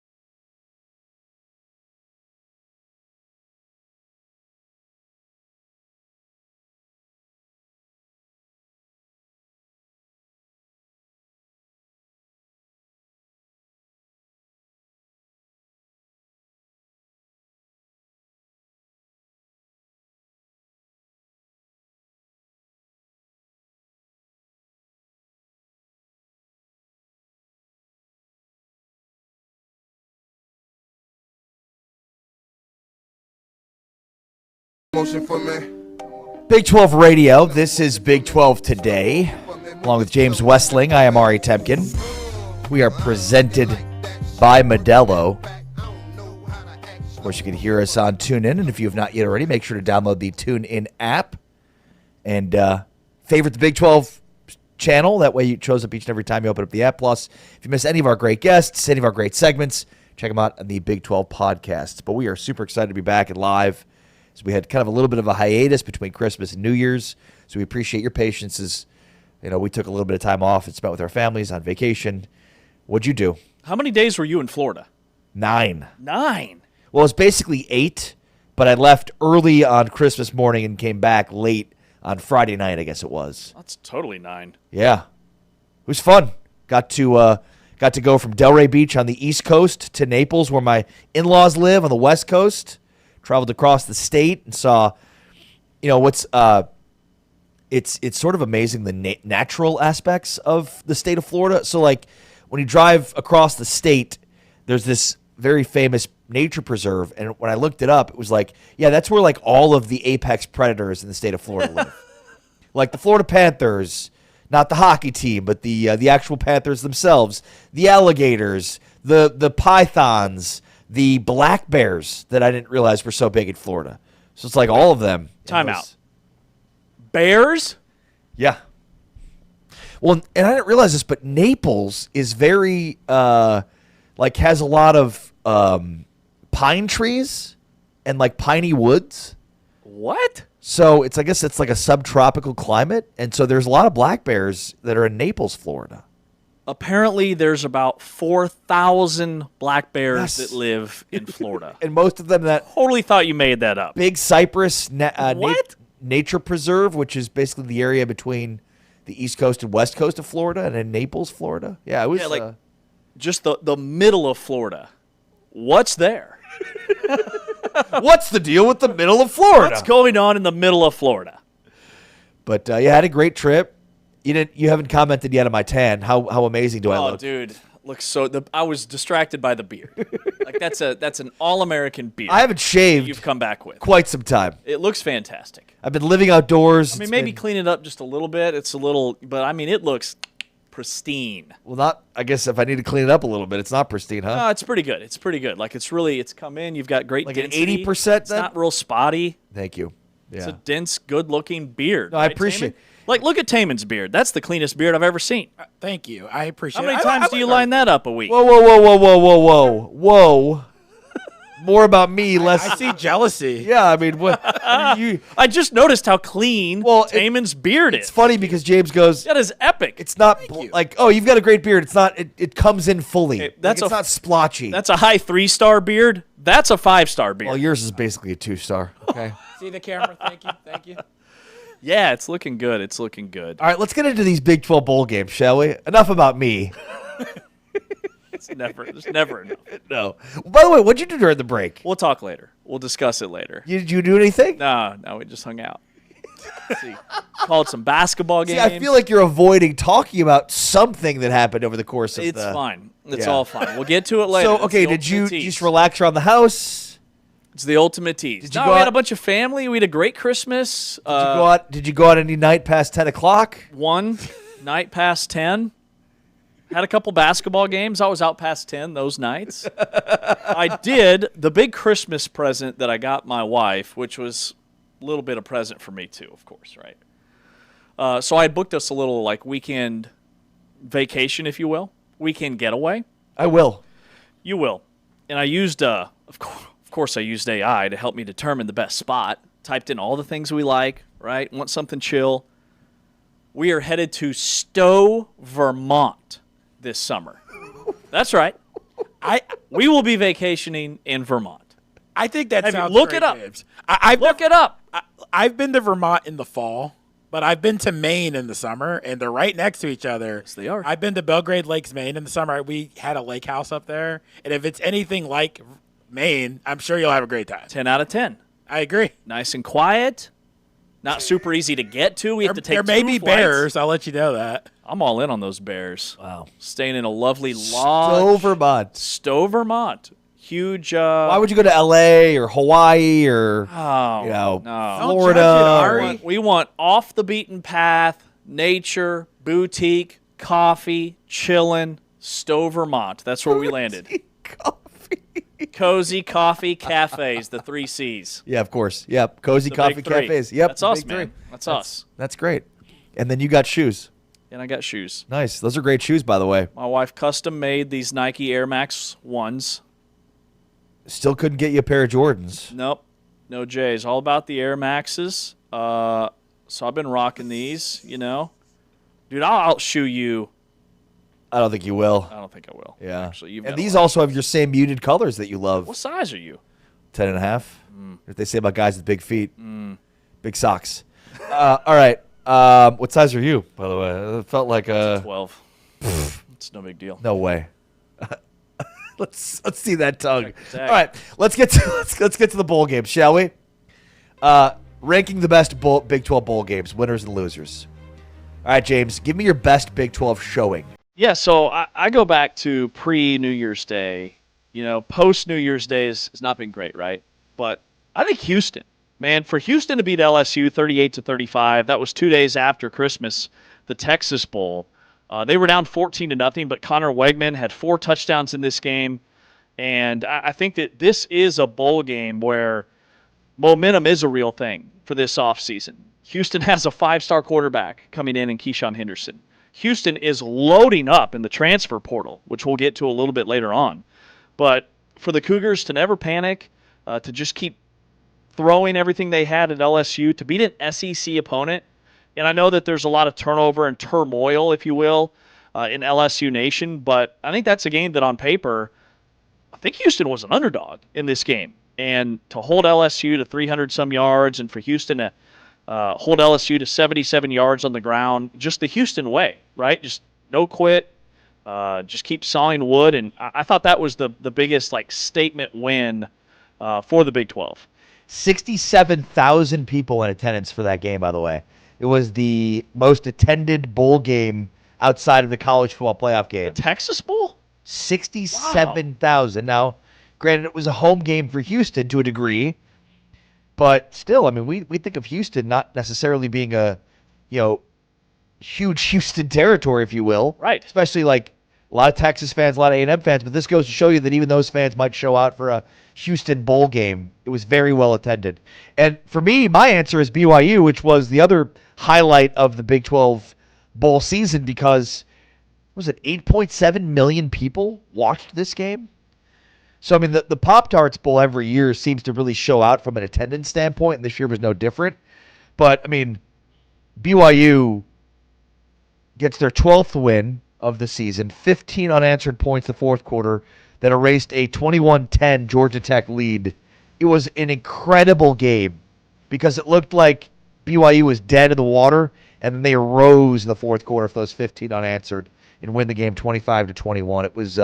It was a lot of fun, and especially to do it, with the 4-yard touchdown run from DeMooney, from guys that we hadn't necessarily seen. So even with BYU having guys out, LJ Martin, they still showed up in a big way. Yeah, that was massive. And, I think it's the best bowl outside of the college football playoff for the Big 12 to be tied into. Any bowl out there. The Pop-Tarts Bowl is the next bowl that everybody remembers because it is an event with the cake, or not the cake, the Pop-Tart, the edible Pop-Tart as a post-game celebration. The mascots, everything about it makes it so cool. The other game that I think, there's two more, obviously, the League One with TCU, just that crazy finish with Jeremy Payne tight-roping the sideline and then racing to the end zone. Ken Seals, by the way, how cool is it that a guy that's been a career backup gets to play in a bowl game against a program like USC and shows out very well. Had almost 300 yards, was pretty much mistake-free, and really carried TCU to a win. But the other game is Utah. I know Utah fans are all up in arms about Kyle Whittingham, which, by the way, you did this to yourself. Yeah. Whittingham wanted to come back next year. For Utah to stomp Nebraska the way that they did, I think says a lot about the trajectory of those two programs, right? And I know Nebraska had a billion guys sitting out, and they didn't have Dylan Raiola. But for Utah to double them up and Devin Dampier just absolutely go nuts against the Nebraska defense that's supposed to be one of the best rushing defenses in the country, I thought said a lot about Utah and their future. And, John Henry Daly didn't play in this game. He's in the portal, and Utah still outgained Nebraska 535 to 343. I mean, almost doubled up the yardage. 310 yards rushing. A program single-season record this year for Utah that was pushed over the edge in that bowl game. I thought was massive. Yeah, well said. All right, what was the worst bowl performance? Oh, man. Well, worst Big 12 showing? Outside of the college football playoff? No. I mean, it could be inside the college football playoff. I mean, getting beat like that was not great. We led off the top with how much that game just sucked, and it did. And I think it's going to have Texas Tech further motivated for next season. The guys that do come back and the guys that played their last game are probably off to the NFL. So not all is lost with that loss. The other game I probably look at is Navy and Cincinnati. Like that was the last game played. Navy beat Cincinnati 35-13, and Brendan Sorsby in the portal, signing with Texas Tech. Cincinnati's program has been gutted, and this is going to be a big year for Scott Satterfield. And things don't look great in Cincinnati to have the start that they had and to finish 7-6 and lose to a G5 school in the way that they did. That one stings. Yeah, I would say the worst Big 12 showing was the Orange Bowl. To lay an egg and not score, brutal. Now, look, their defense showed out. And again, I think to overjudge the Big 12 on one game when it doesn't appear that losing impacts the SEC. I mean, they lost last year with two teams in it, didn't even, get to the semifinals, and that still allowed them to get 5 teams this year. But yeah, it's tough to overlook that one. The other one I would think about is the Sun Bowl. Because, Arizona State had a bunch of their guys playing, and yet despite that, they come all the way back and then still don't finish it out. But hard to be disappointed by that one, and I agree with you on the Cincinnati, was it the Liberty Bowl? The Liberty Bowl. Yeah, AutoZone Liberty Bowl. And doesn't it, the college football playoff loss for Texas Tech, I think it hurts more by the fact that Texas Tech got shut out, right? Like 23-0. If it's 45-22, I don't know what it is, but it just feels different than not scoring a single point. Yeah, you're right. You're right. Like being shut out like that, just it feels worse than I think it actually was. Like this was a 13-0 game, and we let off the top with the fact that even though it was 13-0, it felt like Texas Tech didn't have a chance. Like they were just never in the game. They couldn't get anything going. So the loss is magnified by the fact that they were shut out, but they will fix that. Like this also could be a blessing in disguise for Texas Tech because it showed some glaring weaknesses that maybe you don't realize you had until you get on this stage. And they needed more playmakers, not just at quarterback, but also on the offensive line. That had to be better. But then also their receivers. Like their receivers, I don't think were as good as they needed to be on this stage. Yeah, well said. All right. Give me the best overall performance I'm talking about from players. Ooh, players. Man. It'd have to be Devin Dampier, I think, for me. He was the MVP of Utah's win over Nebraska. That was the Las Vegas Bowl. He had 310 yards passing, 2 touchdowns through the air. 148 yards rushing, 3 touchdowns. Okay, so he set a Utah bowl game school record with those yards. 458 yards of total offense. Utah's played in a ton of bowl games and a lot of high-level bowl games. And Devin Dampier did it against a really strong defense. That, I think, springboards him into next season. I mean, who's going to be the preseason offensive player of the year in the Big 12? Brendan Sorsby? Sorsby, maybe. Bachmeier, maybe. Devin Dampier, maybe. I mean, I think it's probably one of those 3. I think those are the guys that are in the conversation. What about Noah Fafita? He was first-team quarterback, and he's back next year. Yeah, what about Bear Bachmeier? Yeah, I think there's 4 dudes that are in the conversation for next year. Who you got? There were so many great performances, but I mean, I look at what Bear Bachmeyer did. And, I mean, it's not just what he did throughout the game, but what he did down the stretch. I mean, he had the 2-point conversion. I mean, he had over 300 yards passing. He did have an interception, but I just thought he was fantastic in this game, especially when he needed to be down the stretch of it when BYU needed him. He was almost perfect down the stretch, which I think if you're looking for some positives and motivation heading into next season, I mean, Bear Bachmeyer may very well be, as a true sophomore, the preseason Big 12 player of the year based on what he did all season and based on what he did in this bowl game. Mm-hmm. Yeah. Like, this was a Georgia Tech team that had all the motivation to win. Mm-hmm. You look at BYU for next year. So Chase Roberts is out of eligibility, right? He's off to the NFL. But they are low dead at receiver. They're going to have Parker Kingston back. They're going to have Bear's brother, Tiger, back. They're going to have Cody Hagan back, who set Utah State records in track and field. He's an elite sprinter. He's only a sophomore this year. Nakua is going to be back next year, the NFL receiver's younger brother. And then defensively, Isaiah Glasgow was only a junior. And at BYU, they don't lose a lot of guys to the portal or to the NFL early. LJ Martin could be back. Evan Johnson, the cornerback's only a junior. You look at their depth chart, a lot of underclassmen. And I now classify underclassmen as no longer freshmen or sophomores. Anybody that's not out of eligibility, I consider an underclassman in today's college football era. Well said. Also, Devin Dampier. I mean, you got to point out the dude had 458 yards of total offense and 5 touchdowns. That was my pick. Yeah, he was electrifying. Yeah, I mean, is he out of eligibility? No. Right. No, he's only a junior. But is he in the portal? No. Feels like there's how many boxes we need to check on that? Okay, is he out? No, he's good. Is he in the portal? Is he going to Michigan? No.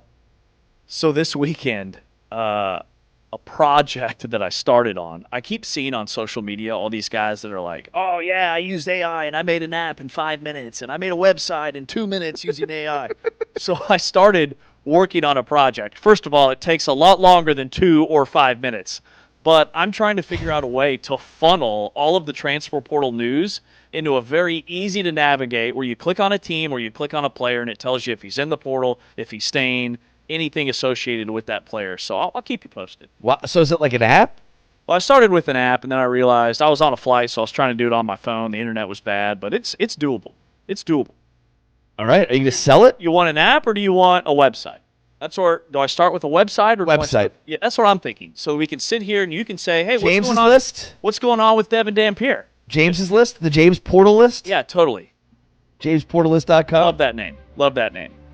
I've put a lot of thought into the name, but no, I would love to have an easy to navigate site where we can find out this information without scrolling X or Twitter for hours upon hours, where you just type in a player and bam, it tells you. There's only 2,000 players that entered the portal the first 15 hours. I think you 2,200.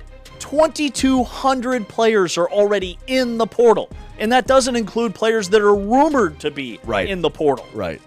It's nuts. At this point, it's almost more prudent to find out who's not going to the portal. Yeah. Raise your head if you're not going to the portal. Everybody else, step to the side. Like Terrence Carter Jr., the Texas Tech linebacker, or not linebacker, tight end. Stud.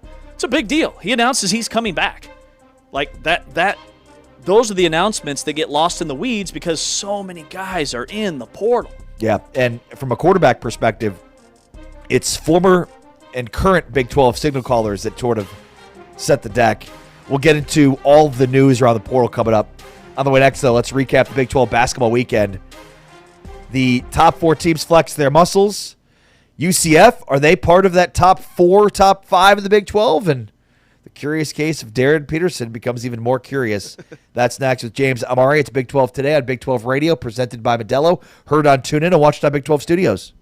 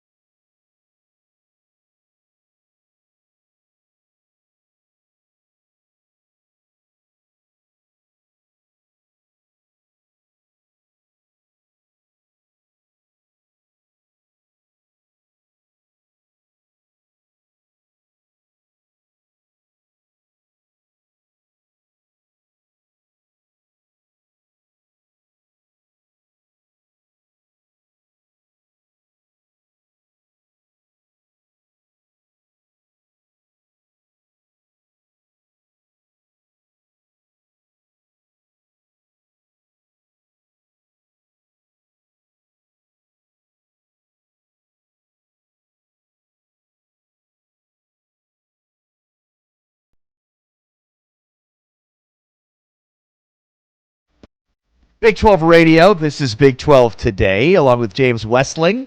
I am Ari Temkin. So much to get to on this Monday. This is a full reaction Monday. We haven't been on a live show. Well, we did the pregame show for the Orange Bowl, Texas Tech, and Oregon, but before that, it was the day before Christmas. So it's been a while. Lots happened. Want to get into the Kyle Whittingham situation, as we've discussed briefly, but you know, there's huge looming talking points from that. Were you excited to see me this morning? Thrilled. Just Never been happier. for a friend. Yeah, no, I mean, you're one of my top friends. One of? Yeah. Excuse me? Well, I mean, as one that I don't really talk to outside of work. Yeah, you're one of my top friends. That's not true. That I was could be waiting for further weeks from the truth. for a text from you. Weeks. I haven't heard from James much. I haven't lately. heard from James much What lately. is he doing? You know, I could send a text, but then but that would be me going out of my way to do that. Can't do that. Yeah, I was You just always sitting there waiting. That's the move. That's always. And so I've been very angry about that for, I don't know, pretty much since before Christmas. before Christmas. I was anticipating that you weren't going to be You reaching were in out. Florida. You were in Florida. I didn't want to bother you. I didn't It want to would be have a would have been nuisance. quite. It would have been quite the bother. I was very busy. I mean, lot yeah. going on. Dinners. Yeah, you're driving across forests and jungles. Yeah, I mean, I was running into alligators. Yeah. Do you want to see an alligator?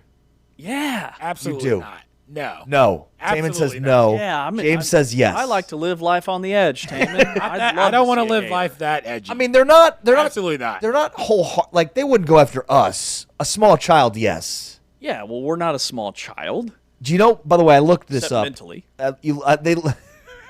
I was devastated that you didn't drive up to Gainesville to see me. I Yeah. thought you'd be at the game. I could have gotten you a press pass, sat there, could have done stats, could have hung out. Yeah, no. I mean, just a quick 4-hour drive. I think it's. I did look it up. I mean, I rarely drive 10 minutes to see you a mile away, Right. but yeah, why wouldn't I drive 4 hours up to No, Gainesville? I looked it up. I thought maybe I could just Uber down, pop in, say hello. It's 5.5 hours. My God, Florida's a long stay. Yeah, it's not close. Gainesville's in the middle of nowhere. Yeah. Dude, like it's so weird to me. Like Florida's. You think of Florida and everybody wants to go to Florida. Beaches. Yeah, and Gainesville's in the middle of the state. Like, there's not a beach within hours. Yeah. I don't understand why students want to go to Florida. Orlando's sort of landlocked as well. Yeah, but I think Orlando's closer. Yeah. I feel like the further down you go, the closer Like, to coast Orlando's you a are. big city. Like, there's some cool stuff. It's not just Disneyland. Like, they've got a really nice downtown, and I think it's more hopping. Like, Gainesville is, like, ultimate college town, which, you know, there's a lot of Big 12 schools that would say the same thing about their town. Like, it's the ultimate college town, right? When you think about Manhattan and Stillwater and Ames and Lubbock and places like that. But Gainesville just, it didn't have that vibe to me. Yeah. No, yeah, I'm sad we didn't get a chance to hang out while we were seem in the same state, 5.5 hours away. We seem don't even hang devastated. out when we're a mile away. We're, But bu- we're busy, man. Life stuff. a lot going A on. lot going on all the time. Didn't very much enjoy the Orange Bowl, though. I mean, aside from the game, everything else about it was great. Yeah, it looked cool. It was really cool. Great. I mean, the stadium's awesome. It was fun. Is it a new stadium? Like, new-ish? Ish. So I mean, they basically redid the inside. So Okay. Kirby Hocutt, who's the athletic director at Texas Tech, I caught up with him before the game, saw him on the field. He had been the athletic director at Miami, and he was like, "This looks like a totally different building Yeah. than when I was here." And Miami plays their games there? Miami and the Dolphins. Yeah, I knew the Dolphins did. It's a dual threat. Wow. Because wasn't it the Dolphins' old stadium that they just refurbished? Yeah. Yeah, and like Ari said, it used to be really rough. Like, Yeah. you didn't want to go to the Orange Bowl because it was brutal. Yeah. But it looked nice. Yeah, no, it's great. I mean, they added like the structure on the inside. It looked nice. It was a good environment. Everything was great except for the game. Were there more Texas Tech fans than Oregon fans? Yes. What was the ratio? 70-30, Dang. maybe even 80-20. Wow. There was like one corner that was Oregon fans, and the rest was Tech fans. Man. All right, let's talk Big 12 basketball. Let's recap the weekend. It was a busy weekend of Big 12 hoops as Big 12 play started. BYU, Houston, Iowa State, Arizona. They showed out. They flexed their muscles. They have, in the non-conference, looked like the best teams in the Big 12 and didn't get much resistance in their Big 12 openers. Iowa State 80-59 on Friday night over West Virginia. Then you had Arizona knocking off Utah 97-78. Houston 67-60 over Cincinnati. And BYU 83-73 over your Kansas State Wildcats. Yeah, BYU led by 10 at the half in Manhattan. And then K-State played even with BYU in the second half, but it never really felt like Kansas State was in a position to pull the upset. Just every answer BYU had for the Wildcats. Houston did get... Go ahead, sorry. Is that distracting you? Is it a good Not at all. No. Happy Monday. No, I love it. People that are just Please. listening to this, you're getting only half of the conversation. You're right. Ari's dancing. Long story short, he's dancing. I don't know what this is. I like it. It's got I feel like this is the like Ari. Gladiator music. It's getting me fired up. It's got a little bit of a Trump dance in him. It's like a robot Trump hybrid. It just felt like the right move for Maybe a this little song. like Jersey it's just like an Shore in intense there. song. It feels like, It isn't. give me the keys! Give me the keys! The kingdom. It's really hitting with all these ancient civilization podcasts I listen to, which we can talk about later. There's a lot we don't know. Oh, man, you are... A lot we don't your know. level of intelligence. There's a lot we don't know. I listen to podcasts. James is a podcast listener. People always ask me, what time's your podcast on? I've stopped correcting people now. You just roll with it. What time is your pod? So how's your I mean, podcast? whatever. on? How's the podcast? So you're going to be doing your podcast then from the Orange Bowl, huh? Yeah. Yeah. Pod. Yeah. It's just a cool... Not a live show. No, just a podcast. It's a new age thing to do. Yeah, podcasts aren't live. Little known fact. And we are live. We are freaking Like, live. There's no edit button. So when I dance, There's no edit button. make a fool out of Lord myself. knows I wish there was, but there's not. What were we talking about? Basketball? Basketball. Oh, yeah. Your K-State Wildcats. Yeah, that's right. Houston did get a little bit of a scare against Yeah. Cincinnati. They trailed for most of that game, but then in the most Houston way ever, just totally flexed their muscles. They're like, oh, you thought you were going to win? That's cute. Exactly. It's exactly. I'm That's watching adorable. the score, I'm watching the game cast, and I'm thinking, okay, maybe, and then no. Dude, Arizona's next level. Arizona is, I think, as good as Florida was last year. They look like a team that they have an all-bus team, right? Their freshmen don't look like freshmen. Braden Burries is thick. Like, he's 6'4", 205. He is built. Koa Pete is a man. Tobe Awaka is the number one rebounder in the country. He rebounds. All right, think about this. Tobe Awaka rebounds 30% of all available rebounds. When he's on the floor, 1 out of every 3 shots that goes up, he's rebounding. Wow. It's insane. So what is that calculated by? Like total rebounds that Arizona has and how many rebounds he has? Yeah, I think it's just total. So it doesn't even matter when he's on the floor or not. No, it is when he's on the floor. Okay. It's when he's on the floor. It's a So Ken total Palm rebounds available when he's on the floor. Yeah. Got it. Yep. So 1 out a of pretty every good 3 number. shots. It's a pretty good number. It's a really good number. It's not bad. And then Arizona, they hit 7 threes against Utah.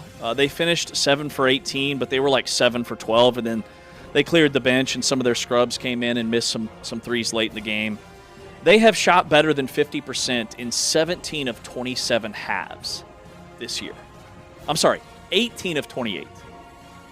Like, they score at will. They suffocate you defensively, and they just wear you down. And they're a team like Houston that I think can win the Natty. Yeah. No, well said. All right, let's talk a little bit about Kansas. So, good win for UCF. UCF knocks off Kansas at home 81-75. And what was a really good game. Kansas tied this late, and then UCF is able to pull away with some free throws after a missed 3 attempt by Kansas that I thought was probably not a great shot in that moment. But the big story here is that Darren Peterson was on fire, and then he just didn't play anymore. He scored 23 points in the first half, then played for 30 seconds in the second half, and hit a 3 in that 30 seconds. Scored 26 points in 23 minutes, but was sitting on the bench as Kansas was trying to get a win. Kansas instead saw its lead dwindle, and they kept showing him on the bench. There was one shot of him kind of removed from his team. There was like a pretty large space between he and the rest of the team, which is perfectly emblematic of what's going on with Kansas this year. Here's what Bill Self said following the game about the status of Darren Peterson. We doctors, everybody wanted to be on a minute restriction in the first half. It was hard to do when Mel's got fouls and El Marco's knees hurt. So we didn't really have anybody to put in there. And, obviously he kept us in there the first half, getting 23 and a half. And the second half, I thought he started out fine, and then it started bothering him, obviously. But the thing about it is we expected something like that to happen. But, we were hoping that it would be a situation in which I could control it a little bit better by minimizing his minutes in the first half. Ari's face. Okay, so he's on a minutes restriction in the first half that Bill Self completely disregards and plays him the entire first half. So what changed in the second half where all of a sudden that minutes restriction kicks in and all of a sudden Bill Self is now listening to whoever's in his ear telling him that he needs to be off the floor? Does he have like a headset in his ear? Is there like a IFB Yeah. plugged in, and on the other end is Darren Peterson's family?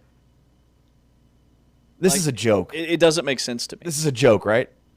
So, I mean, where has the conversation has gone from hamstring, quad, sick, to Bill Self finally admitting that, Darren Peterson's family maybe feels a little bit different in terms of the playing time, to minutes restriction. We actually got the term minutes restriction Load out. management. This is a joke. Darren Peterson is making a mockery out of a powerhouse basketball program that Bill Self has allowed him to make a mockery out of. As a Kansas alum, I'm ashamed of my alum, of my university. He should not be on the team. Period. I'm done with this. This is a joke. Bill Self just said El Marco Jackson's dealing with bad knees, and yet you've got Darren Peterson sitting on the side, making over $3 million. Think of what that could have been used for this basketball roster. Think of where that $3 million could have been applied to the football roster. And I can't imagine a world in which we don't see this happening in future situations. Kansas is also a front runner for Tyron Stokes as the number one player in next year's class. So I don't know if Self's trying to position this, better off by ascribing to what Peterson's family wants. This is a joke. Unless Peterson's family has said, in the final month of the season, you can go completely balls to the wall and play him as many minutes as you want. There's no way he should still be on this team. Even though he's really good. He is elite. He's incredible. Dude fills it up. Mm-hmm.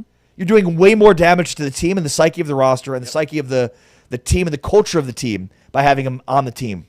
And I think it's directly impacting the other guys on the team. For the first time, we saw that. It was visible in the UCF game with him sitting in a chair at the end of the bench away from his teammates, and the looks on his teammates' faces as KU is trying to will their way back. Like, we need you out there. What are you doing? I mean, it would be like watching the Orange Bowl and having, Tom Brady on the sideline, and it's like, he can't go back in there. Yep. Baron Morton's just got to finish this out. It's like, if Tech had a better option than Baron Morton in that game, they would have gone to it, and Kansas had the better option on the bench in this basketball game. Yeah, and I think where the communication is breaking down between Bill Self and Darren Peterson and the rest of the team, Bill Self in that clip said we knew his minutes were restricted in the first half. Well, Trey White was asked after the game if he knew anything about Peterson and his workload going into the game, and he said no, had no idea. Well, Trey White made just 4 of 13 shots and was 1 for 5 from 3. So I think, is Peterson in the game? Is he out of the game? Is directly impacting Trey White, who is a walking bucket when he's the guy for Kansas. Well, Melvin Council was fantastic down the stretch, but again, this is an absolute disaster.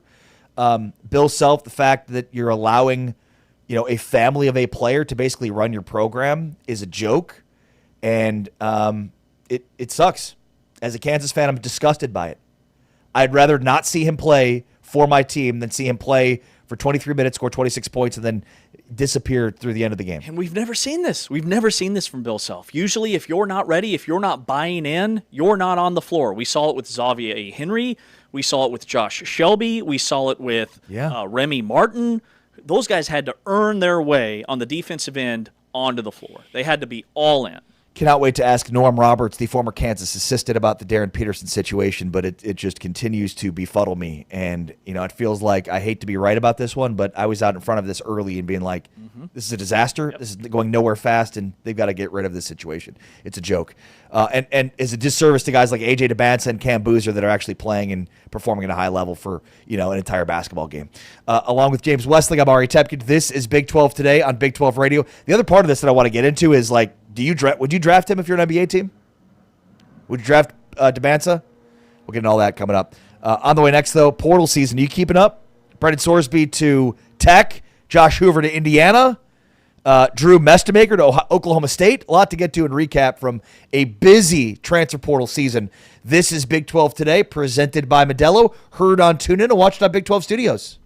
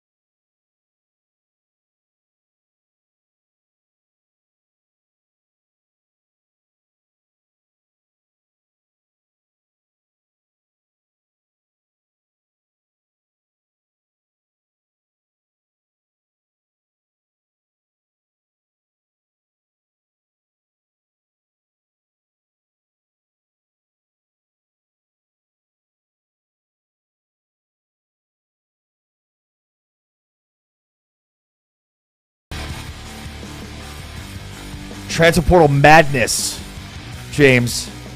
Every year it seems to get madder and madder, the transfer portal.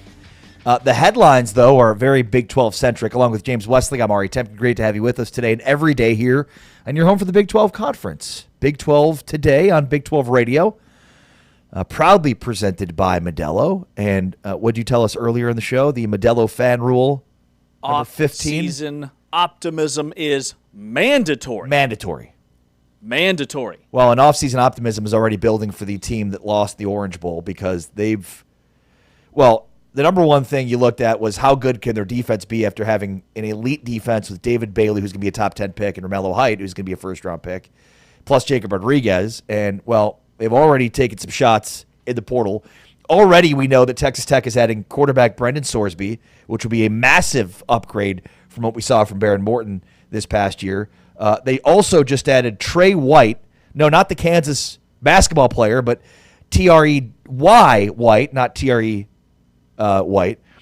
T-R-E-Y White from San Diego State, the pass rusher in the last 2 seasons has 113 total tackles, 29 tackles for loss, and 19.5 sacks in the last 2 seasons. So Joey McGuire, James Blanchard, and Cody Campbell are busy in the early part of this new year. Yeah, those guys are all studs. Texas Tech also landed an elite cornerback who's going to be a top 3, I would say, first, second, or third round NFL corner because he's 6'2", he's long-armed, he's super fast. He's a transfer from UTSA, Davin Martin, and quarterbacks targeting him put up an NFL passer rating of just 58.8, which was the best mark in the American Conference among defensive backs. Like, he is a lockdown elite corner.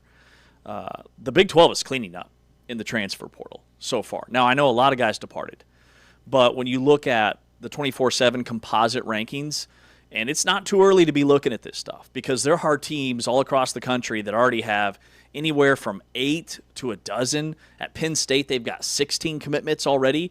Like, a lot of guys have already committed in the first couple of days.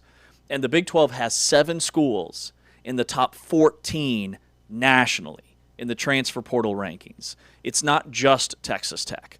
Eric Morris, the new coach at Oklahoma State, is bringing his entire North Texas team with him, including quarterback Drew Mestemaker, including Miles Coleman, who's one of the fastest receivers in the country. Wyatt Young is going to be a guy that plays in the NFL. The running back, Caleb Hawkins, has already announced he's going with his coach to Oklahoma State. And then Colorado's ranked number 7. They've got 9 commitments already. Iowa State, Kansas, Arizona State, and Houston are all between 10 and 14. And Houston has quietly put together some nice additions to their football team, including Mekhi Hughes, who was with Willie Fritz at Tulane. He was an all-American running back. He was the number 1 running back in last year's transfer portal. He transferred to Oregon, got buried on the depth chart, was their 3rd-string running back. He enters the portal, and now he's reunited with Willie Fritz at Houston. They added one of the best offensive linemen in Chandre Hurst, who's a transfer from Tulane, again, was recruited by Willie Fritz. They're reunited in Houston. And then another offensive lineman who's 6'6", 300 pounds, a transfer from Miami, Ohio, one of the best G5 prospects on the market, going to Houston. So it's not just Texas Tech. Iowa State has found their quarterback in the Arkansas State quarterback, Jalen Rayner. He's going to be their guy. With Rocco Becht going to Penn State. So I think that Arizona State got the Kentucky quarterback who is a dog. Yeah, they apparently made a trade, Right. Kentucky to Arizona State, as Sam Levitt commits to Kentucky, and what's being reported is north of $5 million. Good get for Will Stein. And, yeah, Kentucky, their Kentucky quarterback then lands at Arizona State. What I could only imagine will be significantly less than what Sam Levitt got for Kentucky. Well, in Texas Tech, I mean, they danced with this transfer portal and that quarterback position. They thought Brendan Sorsby was asking for a bit too much, so they say, okay, we're going to bring in Sam Levitt for a visit. I knew it'd be one of those two guys. And then with the Sam Levitt news, which was about 24 hours ago, Sorsby says, okay, I'll take $5 million. $5 million is going to do it for me. I mean, $5 million to have a quarterback like Sam Levitt or Brendan Sorsby at the helm. And Texas Tech liked Sorsby a little bit better. He was their number 1 target. They got their guy. So the quarterback position is going to look very different for Texas Tech next year with Sorsby and then Will Hammond whenever he gets healthy. And I can't wait to see what else they do in the portal. There are some big name wide receivers that are looking at Texas Tech, which I think is a major piece to that offensive puzzle. Yeah, well said. Also, Josh Hoover, the former TCU quarterback who's from Rockwall, Texas, commits to Indiana. So the Hoosiers right now in the driver's seat to win a national championship. Have the Heisman Trophy winner in Fernando Mendoza and the presumptive #1 overall pick in April's upcoming NFL draft. Now they add Josh Hoover, who they think is on that level. So we'll see how he ingratiates himself at Indiana. And it's interesting because, of course, Brendan Sorsby once transferred from Indiana to Cincinnati, and the two hottest quarterbacks of the market seem to be Hoover and Sorsby. And Sorsby ends up at Tech, and Hoover ends up at Indiana. Yeah, the composite rankings ranking these quarterbacks. They have Sam Levitt as the #1 quarterback. He's going probably to Kentucky, right? But then Brendan Sorsby's #2, going to Texas Tech. And this is all subjective. But Drew Mestemaker was listed as the #3 overall player in the transfer portal. It says a lot that Eric Morris got him to come with him to Oklahoma State. They are going to be much improved right away. And then Omarion Miller, the wide receiver from Colorado, they're projecting that he lands at Arizona State. I know he's got a visit lined up there. If Baylor can somehow grab DJ Lagway, that'd be huge for the league. But Caleb Hawkins committing to Oklahoma State, led the nation in rushing as a true freshman this season at North Texas. Like, the league is getting some dudes. And much like this past offseason, I think that the transfer portal was really good for the Big 12, and we saw a lot of upgrades.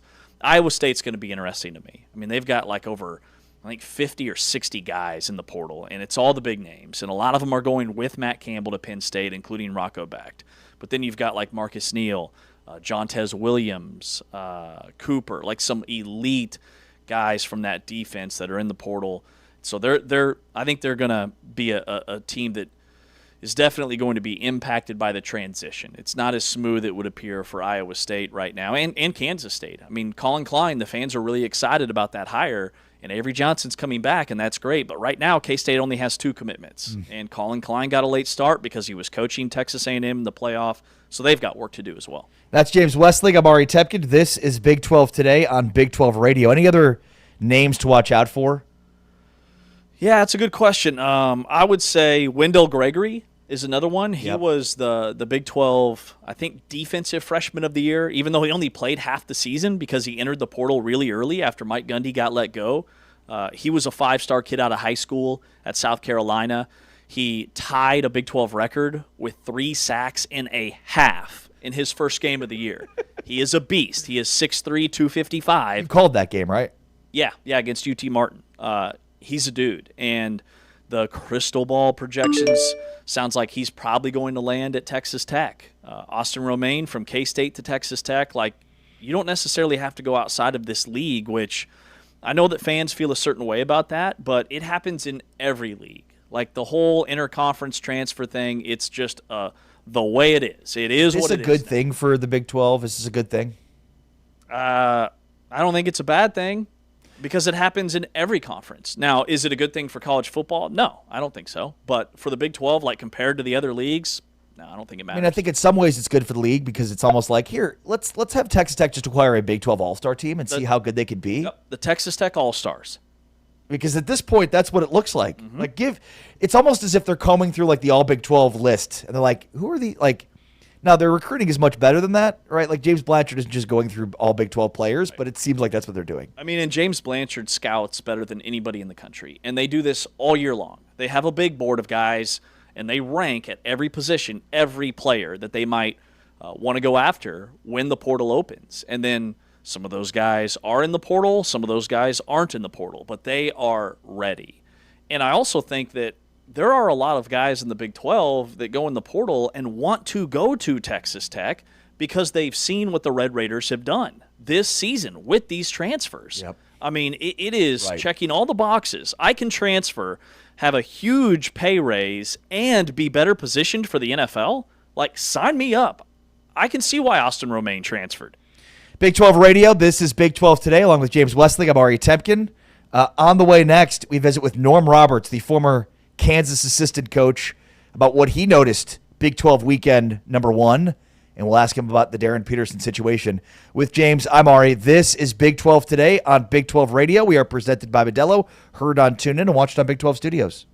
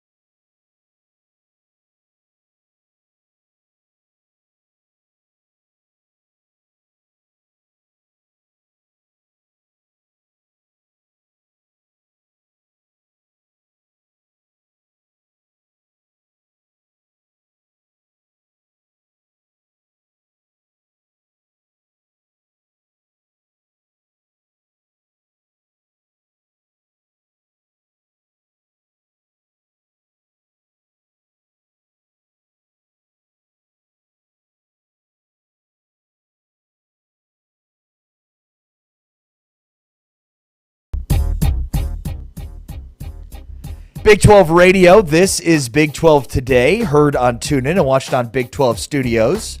Along with James Wesley, I'm Ari Tepkin, and we are so pleased to be joined by Norm Roberts, the former St. John's head coach, longtime Kansas assistant coach, and now doing great work commentating on college hoops for many platforms, including Field of 68. What's going on? How are you, Coach?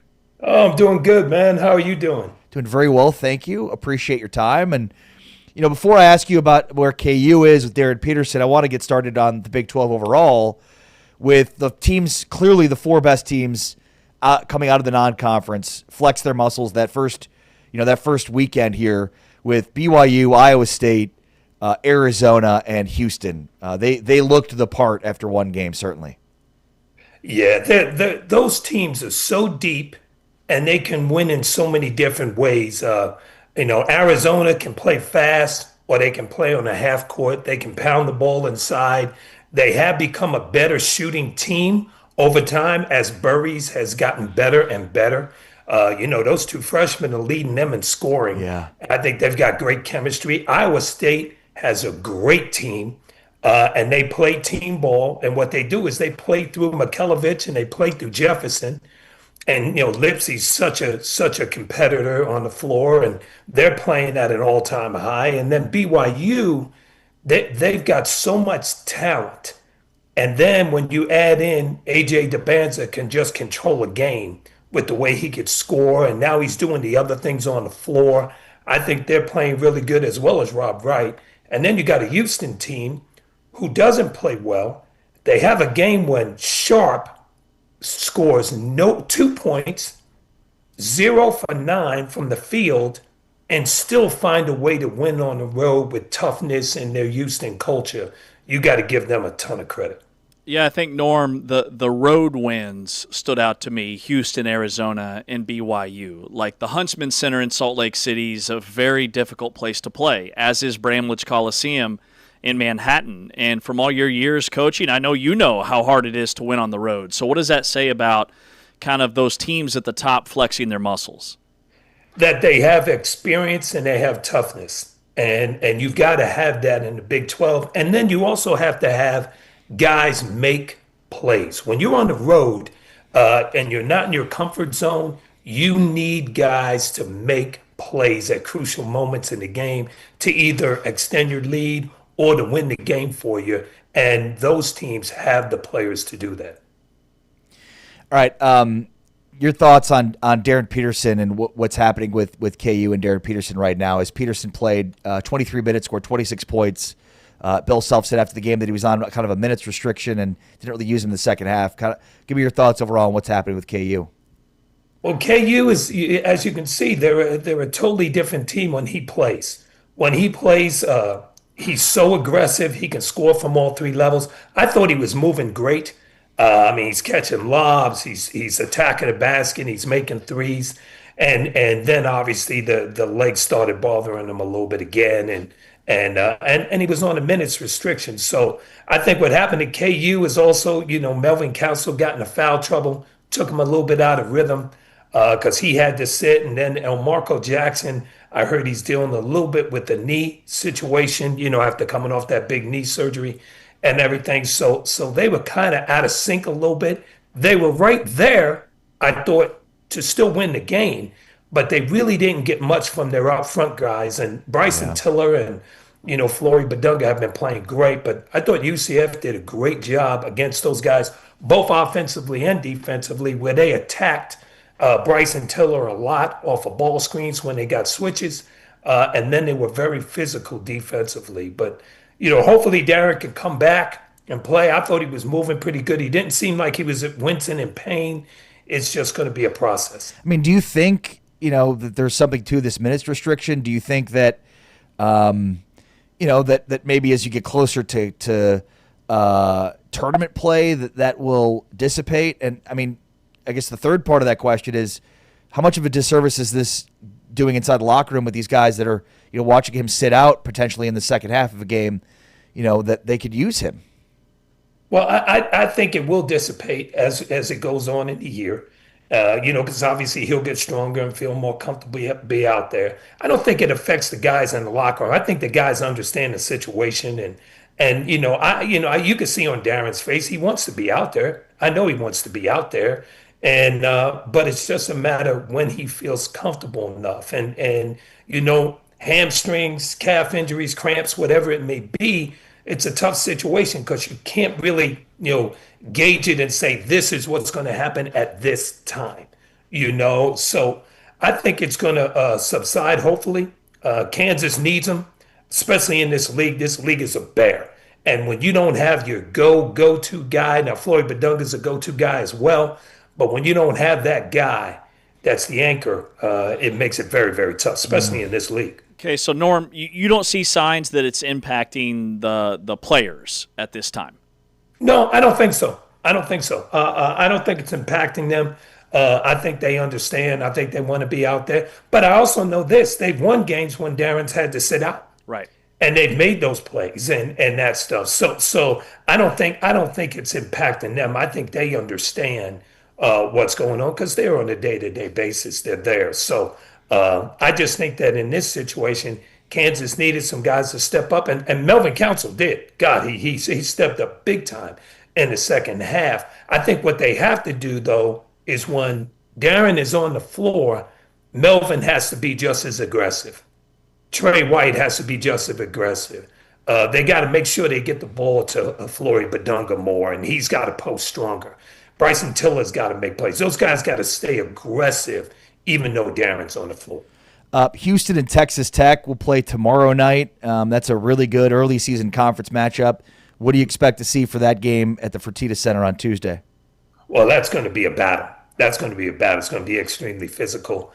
They've got to do a good job, Houston, on Christian Anderson. Christian Anderson is God, he's good. He's so good off a ball screen. I think he's the best jump shooter off the dribble in the country. So he's very good at creating his own shot and shooting the ball. But against, this weekend, they played so good against Oklahoma State. They were all on all cylinders. And the guy that's played well for them of late has been Lawan Watts. He's played really good. So that's going to be a big key for them. Obviously, Sharp will be much better than he was the other day. He won't go 0 for 9 again.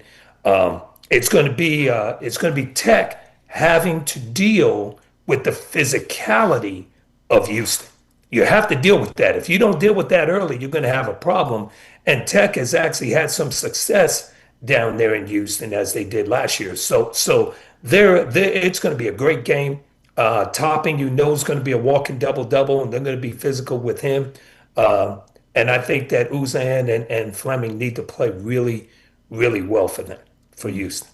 Norm, I'm also intrigued by the matchup tomorrow night between UCF and Oklahoma State, who are a combined 24-3 on the season. I think two of the surprise teams in the Big 12. Just what's your take on those two schools? You know what they both did? They both did a great job in the portal. They got guys that fit together, that understand their roles. Now, they got some guys that, let's be honest, they were kind of on their last legs. A prove it, show you can do it type thing. So I think they got a lot of guys, both teams, that have guys that have a chip on their shoulder, that want to prove that they're good players, that they can be on a good team, that they can win. And when you have that type of chemistry and you've won some games, you can be really good. And I think both of those teams are deep. They've got guys that can make plays. Kugel obviously played really well against Kansas, made some big plays for them. Oklahoma State has played well. The kid Roy can really, really score the ball. And they've got different guys they can bring in. So that's going to be an up and down game. And I think it's going to be who defends better. Because both teams can let people score on them because they both like to score. So whoever defends better and rebounds the ball better is going to win that game. What do you think, what can we have learned from these teams in the early part of Big 12 play? What are you kind of looking for in terms of being indicators of success in the postseason? I think can they play different ways? I think can they play different ways when they're not shooting the ball well, like a Houston, or not scoring well like a Houston? Can they defend? Can they grind out a win? Can they get can they play through Jefferson, Iowa State, and let Lipsy kind of be off the ball? Can they do those things? Can Arizona on a given night, Koa Pete's not going? Does Burris get it going? Does Krivas then play? And for Arizona, Awaka came off the bench, gave him great minutes. You know what I'm saying? So Yeah. if they can play in different styles, different ways, that is always going to help you in the NCAA tournament because you don't know who you're going to play and you don't know what situation you're going to be in. Yeah, Norm, I look at, this league is always so good defensively, but I think on a whole nother level this year offensively. You've got so many teams that are scoring, 90 or more a night. Arizona is a team that is really underrated defensively because of what they do on offense. And then Houston is capable of filling it up. And Iowa State's like shattering program records for their scoring in the non-conference. So do you see that? I guess my question is, do you see a downtick defensively or just a major uptick on offense? I think probably more of a major uptick on offense, but isn't it kind of crazy when you talk about Houston, you talk about Iowa State, you talk about Arizona. Those guys are playing two bigs a lot. They're playing two bigs out there. So now you're saying, well, where's the spacing? Where's the spacing for the shooting? Where's all the things? And you know what? They're scoring off an inside-out play. They're scoring off a transition. They're scoring obviously off of their defense, off of the offensive glass. It's kind of old school basketball, and there's a lot of teams in the country, Purdue, that are playing that way and being successful at it. Yeah, well said. Norm Roberts, former St. John's head coach, former Kansas assistant. Norm, thanks so much for your time. Appreciate it very much. And I guess before we let you go, update people on where they could find your work. I mean, I know you're doing some work for the Field of 68. Kind of when are you on there, and where else can they find you? Well, I am doing the Field of 68. That's been good. Obviously, coming on your show's been awesome, and I'm going to be doing a couple of stints in studio with ESPN. So awesome. I'm excited about that. I'm going to do that starting this week, and that'll be a fun deal too. But I'm having a lot of fun with it. I enjoy it. Obviously, after a game, I can go home and have dinner and maybe not yell at the TV as much. So it's been pretty good for me. Well, and you're really good at this. It's one thing to know basketball as well as you do. It's another thing to explain it to people in the way that you do. So keep up the great work. It's great to visit with you, and love talking with an absolute legend. Thanks, Coach. Thanks, guys. Have a great day. You too, bud. Thank you. Norm Roberts joining us, and kind enough to join us throughout the basketball season and break down his thoughts on the Big 12 overall. And he doesn't see as many issues as I see with Derek Peterson. Says this is an injury that he's dealing with, and and as Bill Self continues to say, it's minutes and everything else, minutes restriction, everything else. For me, I think it's doing far more damage than good, but Norm knows a lot about basketball. Well, and we're going to find out tomorrow because KU has a game tomorrow. KU plays TCU at home, a TCU team that is hot. How much does Darren Peterson play in that game? If he was on a minutes restriction on Saturday, I don't see him being able to go his full allotment on Tuesday, tomorrow, right? And so what type of an impact will that have on the KU team? They're back at home. They're much more comfortable in Allen Fieldhouse. But I'm really intrigued by how much he plays. Yeah. But even more so than that, does Trey White bounce back? Does Melvin Council continue to do what he does? Or do we start to see it have an impact on the rest of the team? There's no doubt in my mind that when Peterson's on the floor, he can score. Okay, he can score probably better than anybody in the country. He's also a really underrated defender. But what type of an impact does it have on the other guys is what I'm most intrigued by. That's James Westling. I am Ari Temkin. This is Big 12 Today on Big 12 Radio. We are presented by Modelo. We get into the final whistle, including the very controversial addition to Baylor's basketball team. The most insane story maybe ever in college sports. That's all coming up next. With James, I'm Ari. This is Big 12 Today, presented by Modelo, heard on TuneIn and watched on Big 12 Studios.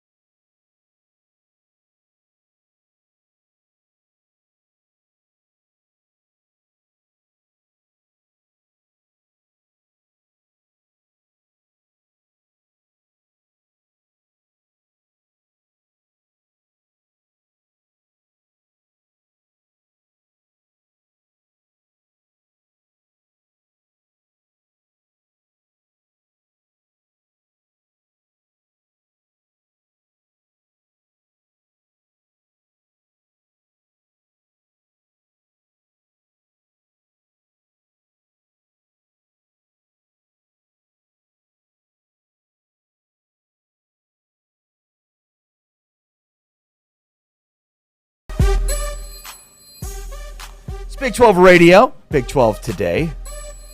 Along with James Westling, I am Ari Temkin. Great to have you with us today and every day here on your home for the Big 12. Tune in. And, of course, Big 12 Studios. All right. We've been through so much today. We haven't probably discussed the Kyle Whittingham news as much as we should have. Kyle Whittingham, when we last had a show, was being pushed out at Utah. We had heard that from what appeared to be multiple people reporting on it. We thought that he'd be a great fit at Michigan. Didn't actually think they'd end up landing on him, but voila, they do. And now he is taking a ton of his former coaches with him. Jason Beck is going to be the offensive coordinator at Michigan. Many of the assistant coaches that were expected to stay as part of Morgan Scalley's staff are now heading out to Michigan to be on Kyle Whittingham's staff. That's not to mention some of the players. Smith Stone's already committed from Utah to going to Michigan. Some Utah fans are upset by this. Just an odd situation, James, but if you're Utah, this is sort of the bed you've made now. You've got to lie in it. And is Jay Hill going to Michigan? Yes.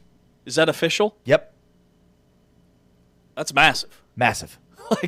So you've got Kyle Whittingham. You've got the Utah offensive coordinator, Jason Beck, who completely transformed the Utah offense this season. And then you've got who I think is maybe the most brilliant defensive mind in all of college football, Jay Hill. Kyle Whittingham is building an all-star elite cast of coaches in Ann Arbor. Yeah. BYU defensive coordinator Jay Hill has officially agreed to become Michigan's defensive coordinator. That's massive. And, I look at it from the Michigan side.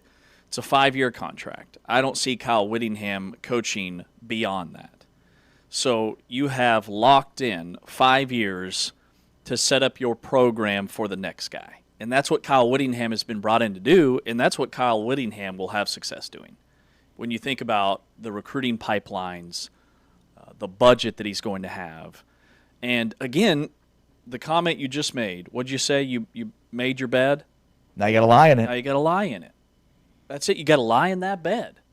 Tuck in those sheets. Utah forced him out.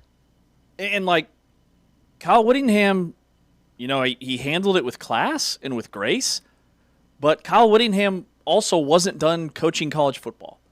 And the timing of this all came together beautifully for him. He's done all he can do at Utah. I think Utah, had he returned, would have had a chance to win a Big 12 championship next year, and still maybe might, although it looks less and less likely. So from the Utah perspective, I wouldn't be mad at Kyle Whittingham.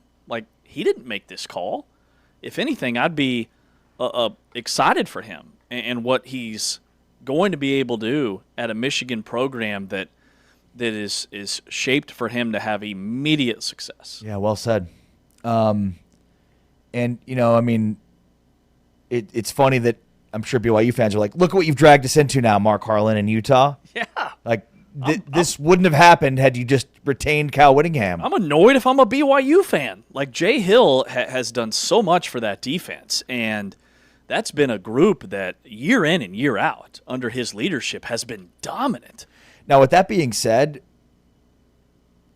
while it impacts both BYU and Utah directly, it is also interesting to see, can Utah football as a state, because Jay Hill, a long time, these are two programs linked together, with Jay Hill having worked for Kyle Whittingham, having worked with Kalani Sitake. So it's almost like, can some of the best of Utah go win at the highest level at Michigan?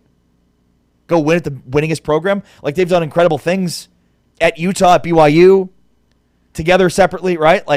It's an interesting dynamic. I'm sure Utah and BYU fans are I don't care. Rather than do it all at BYU or Utah. But it's just an interesting subplot to this. Yeah, and I think, the thing about this particular job is it's not like he's taking over a program that was, eking out bowl appearances, right, that had fired their coach right, because of a lack of performance, okay? Michigan still went 9-3 in the regular season. They're 2 years removed from a national championship, right? They're still right there. So he's walking into a perfect situation. This isn't Matt Campbell at Penn State. No, right. Right? You're right. This is This is a guy that if he can keep the majority of the team that he's going to inherit and then add some pieces from Utah or wherever else, they're going to win right away and be a big problem in the Big Ten. Yeah, well said. All right, James and Ari. A huge story over the weekend was the addition for Baylor of James Najee, the former 31st overall pick in the NBA draft in 2023. He has not played an NBA game yet, James. And why he's eligible to play college basketball is he never enrolled in college previously and never played in an official NBA game. He also falls within the NCAA's 5-year window tied to the high school graduation timing concept used in the eligibility analysis. So he checks all the boxes. Now, he played in the game on Saturday, didn't make much of an impact against TCU in a loss for Baylor, but he was booed the majority of the game by TCU fans. Yeah, he heard it, and he's going to hear it, I think, just about everywhere he goes. Now, but why? Because he was a draft pick? I mean, clearly he has not been good enough. He has not played in an NBA game. Right. So, he's clearly not good enough to be at the NBA level yet. And I also thought that it says a lot about the state of college basketball and the state of the Big 12 Conference and how good these teams and these players are when a guy that was a first-round NBA draft pick 3 years ago, right? So he should be in the prime of his basketball playing career, comes into the game and scores 4 or 5 points, right? He wasn't A.J. DeBonsa out there. He wasn't Darren Peterson. He's a role player that's going to help Baylor. And I think all these coaches, Tom Izzo, the list is long of guys that are just really up in arms about this. Coach Cal at Arkansas. I think the thing that they're mad about most is that Scott Drew and Baylor took advantage of this loophole. It was only a matter of time. When you've got G League players who haven't played in an NBA game, eligible to play college, there's no reason why, if that's okay, this shouldn't be okay. Because the big difference between this situation and a guy that, number one, played in the NBA, or a guy that's playing professionally overseas as an international player, or like what the Spurs used to do with Tony Parker and Manu Ginobili. They would draft guys, they would sign them, and then they would stash them overseas for 2, 3, 4 years before they brought them back. James Najee was drafted, yes, but he never signed a standard NBA contract. So not only did he not play in an NBA game, he also never signed a contract. So this wasn't like a Spurs thing where a team drafts him and they have the rights to him and they stash him. He just said, "Okay, I'm not ready. I'm not going to play in the NBA. Thanks, but no thanks." And he went and he played over in Europe. That opens the door for you to come back and be eligible at the college level if these guys that are playing in the Euro League or wherever else. And so all the memes of Luka and all these Giannis and all these NBA superstars who never played in college, are they eligible? No. Those guys were drafted. They signed a contract. James Najee did not. He was only drafted. Yeah. Somebody took a risk on him. James Najee said no. That team, whoever drafted him at number 31, I can't remember who it was, they got no return on that investment, and he is wide open in terms of eligibility to play at the collegiate level. Yeah, well said. All right, interesting stuff as we move along here. So the Ole Miss story, despite it not being specific to the Big 12, is just an unbelievable story. It really could be the greatest story in the history of college football. So Ole Miss obviously lost its head coach, and before the playoffs started, elevated Pete Golding, longtime defensive coordinator, to be their head coach. Not just on an interim basis, but to be the permanent head coach. Meanwhile, Lane Kiffin is taking 6 assistant coaches with him, including his offensive coordinator, Charlie Weis Jr. So those 6 assistants last week in preparation for the Sugar Bowl were doing double duty. They were in Oxford and Baton Rouge, back and forth. Well, I think the expectation was, James, that they were going to lose. Yeah. Ole Miss was going to lose, and that it would just be this weird week. And then after that, all those assistant coaches would move on to Baton Rouge, and Ole Miss would pick up the pieces. But unfortunately, Ole Miss did not acquiesce and won the football game. They went ahead and just won the game in an unbelievable, dramatic fashion to come from behind and then basically pull away late. It was an incredible game and unbelievable. And doesn't this speak volumes about how players win games? Yeah. Players win the games. Players matter. Now, there are different levels of coaches in terms of scheme and fit and finding those players and getting it to all gel and work together, which Joey McGuire at Texas Tech and so many other coaches in the Big 12 are fantastic at that, identifying the right type of player. But ultimately, the players are the ones making the plays and making the calls. And Ole Miss, it's almost like a players versus coach type thing. Because, sure, these coaches want to keep advancing and win the national championship, but these coaches also want to get to their new job, right? The guys that are on staff. So with Lane Kiffin out the door, it is just I'm all in on Ole Miss. And their story with Trinidad Chambliss at quarterback, who's become a star after being a star at the Division II level at Ferris State, got that NCAA waiver for a 6th year of eligibility, so he can actually return next season if he wants. Except I'm sure he's going to be going to Baton Rouge. And that's the other part to this is after the win, the transfer portal opened up. Yeah, so like how many of these guys are do you think going with Lane to LSU? A lot of them. And think about it like this. You have assistant coaches that have already signed contracts with LSU that are in meeting rooms with these guys Good point. at Ole Miss. Yeah. In fact, I read that Pete Golding has some of his assistants that are staying like as in those meeting rooms for some of the groups to sort of make sure there's no tampering going and on. the ones that are leaving can't be in meetings. I mean, think about the ridiculous. Like, college football is a highly flawed sport, right? Like, we can admit that. Mm-hmm. Now, it's incredible and it's compelling and we love it and it does incredibly well, but it's highly flawed. And like, Ole Miss is the greatest example of how highly flawed this sport is. Right. Like the timing of everything is insane. And think about, I mean, I think these players are going to have to. It's almost like you're picking between guys that were your coaches all throughout the year to after the season, you've got to pick which coach do I want to be with next year. Yeah. You know, this is my wide receivers coach. I really like him. He's going to LSU. Okay, I'm going to go to LSU. This is my running backs coach. Oh, he's going to stay here at Ole Miss. Man, I'm a huge fan of him. I'm going to stay and play for him. Like, to watch that all unfold in real time is just fascinating. Yeah. No, truly. And then the money aspect. How much more of a budget does LSU have versus Ole Miss? And when's the last time the words Deloitte Clearinghouse came out of anybody's mouth? Does it still exist? Truly.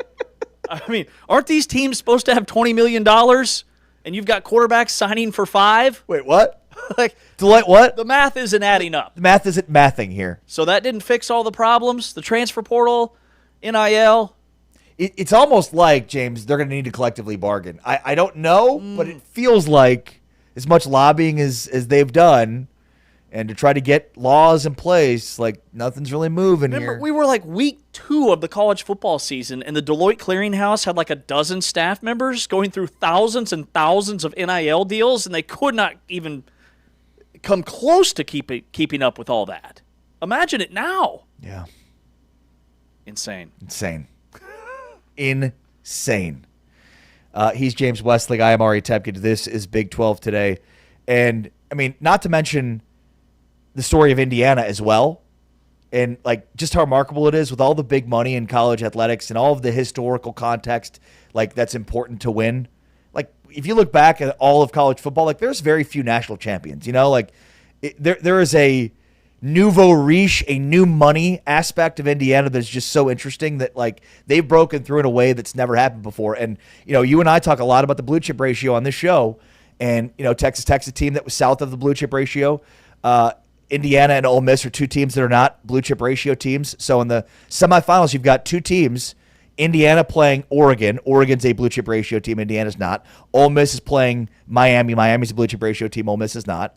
So we'll see if Indiana's model is going to blow up the blue chip ratio. Man, and I'm hoping that it does. Yeah, me too. I think it'd be really cool. Indiana Ole Miss would be incredible. Yes. Like, if Texas Tech can't be there or a Big 12 school, I'd love to see a team like Indiana, just to have somebody new. And I think Indiana's rise gives schools all across the country hope for their future. When you think about, like, as a Kansas and Kansas State alum sitting here, like, can we ever get to that level? Well, you look at Indiana, and it gives us all a sense of why not us, you know, and Texas Tech's rise even. But Indiana is Like, they're here to stay. That's the thing that's so fascinating about them. Yep. Like, they're not one of these teams that just had a breakthrough year and everybody's leaving. Like, Clearly. they're here to stay. Right. Their coach is coming back. 2 straight years. They've got the number 3 rated portal class in the country right now. 2 defensive linemen from Kansas State have already committed to Indiana. Josh Hoover's going to Indiana. Like, they're not going anywhere. Yeah, no. And the way that they're building is, like, they're going to continue to build this way. Where are they getting all that money? Well, Big Ten television rights, you could start there. Basketball has been good, so maybe they're not investing as heavily in basketball. I'm not sure. And then Kurt Signetti is just a magician. I mean, he's incredible. It really is. You know, even though it's not a Big 12 team, it feels like they're very much an underdog in the same way the Big 12 is. Very much. All right, that's James Westling. I'm Ari Tepkin.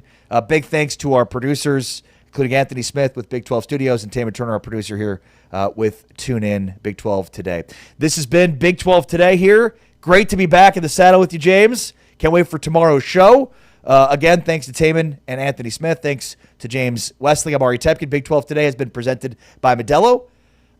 Heard on TuneIn and watched on Big 12 Studios. But for now, we're out. Peace.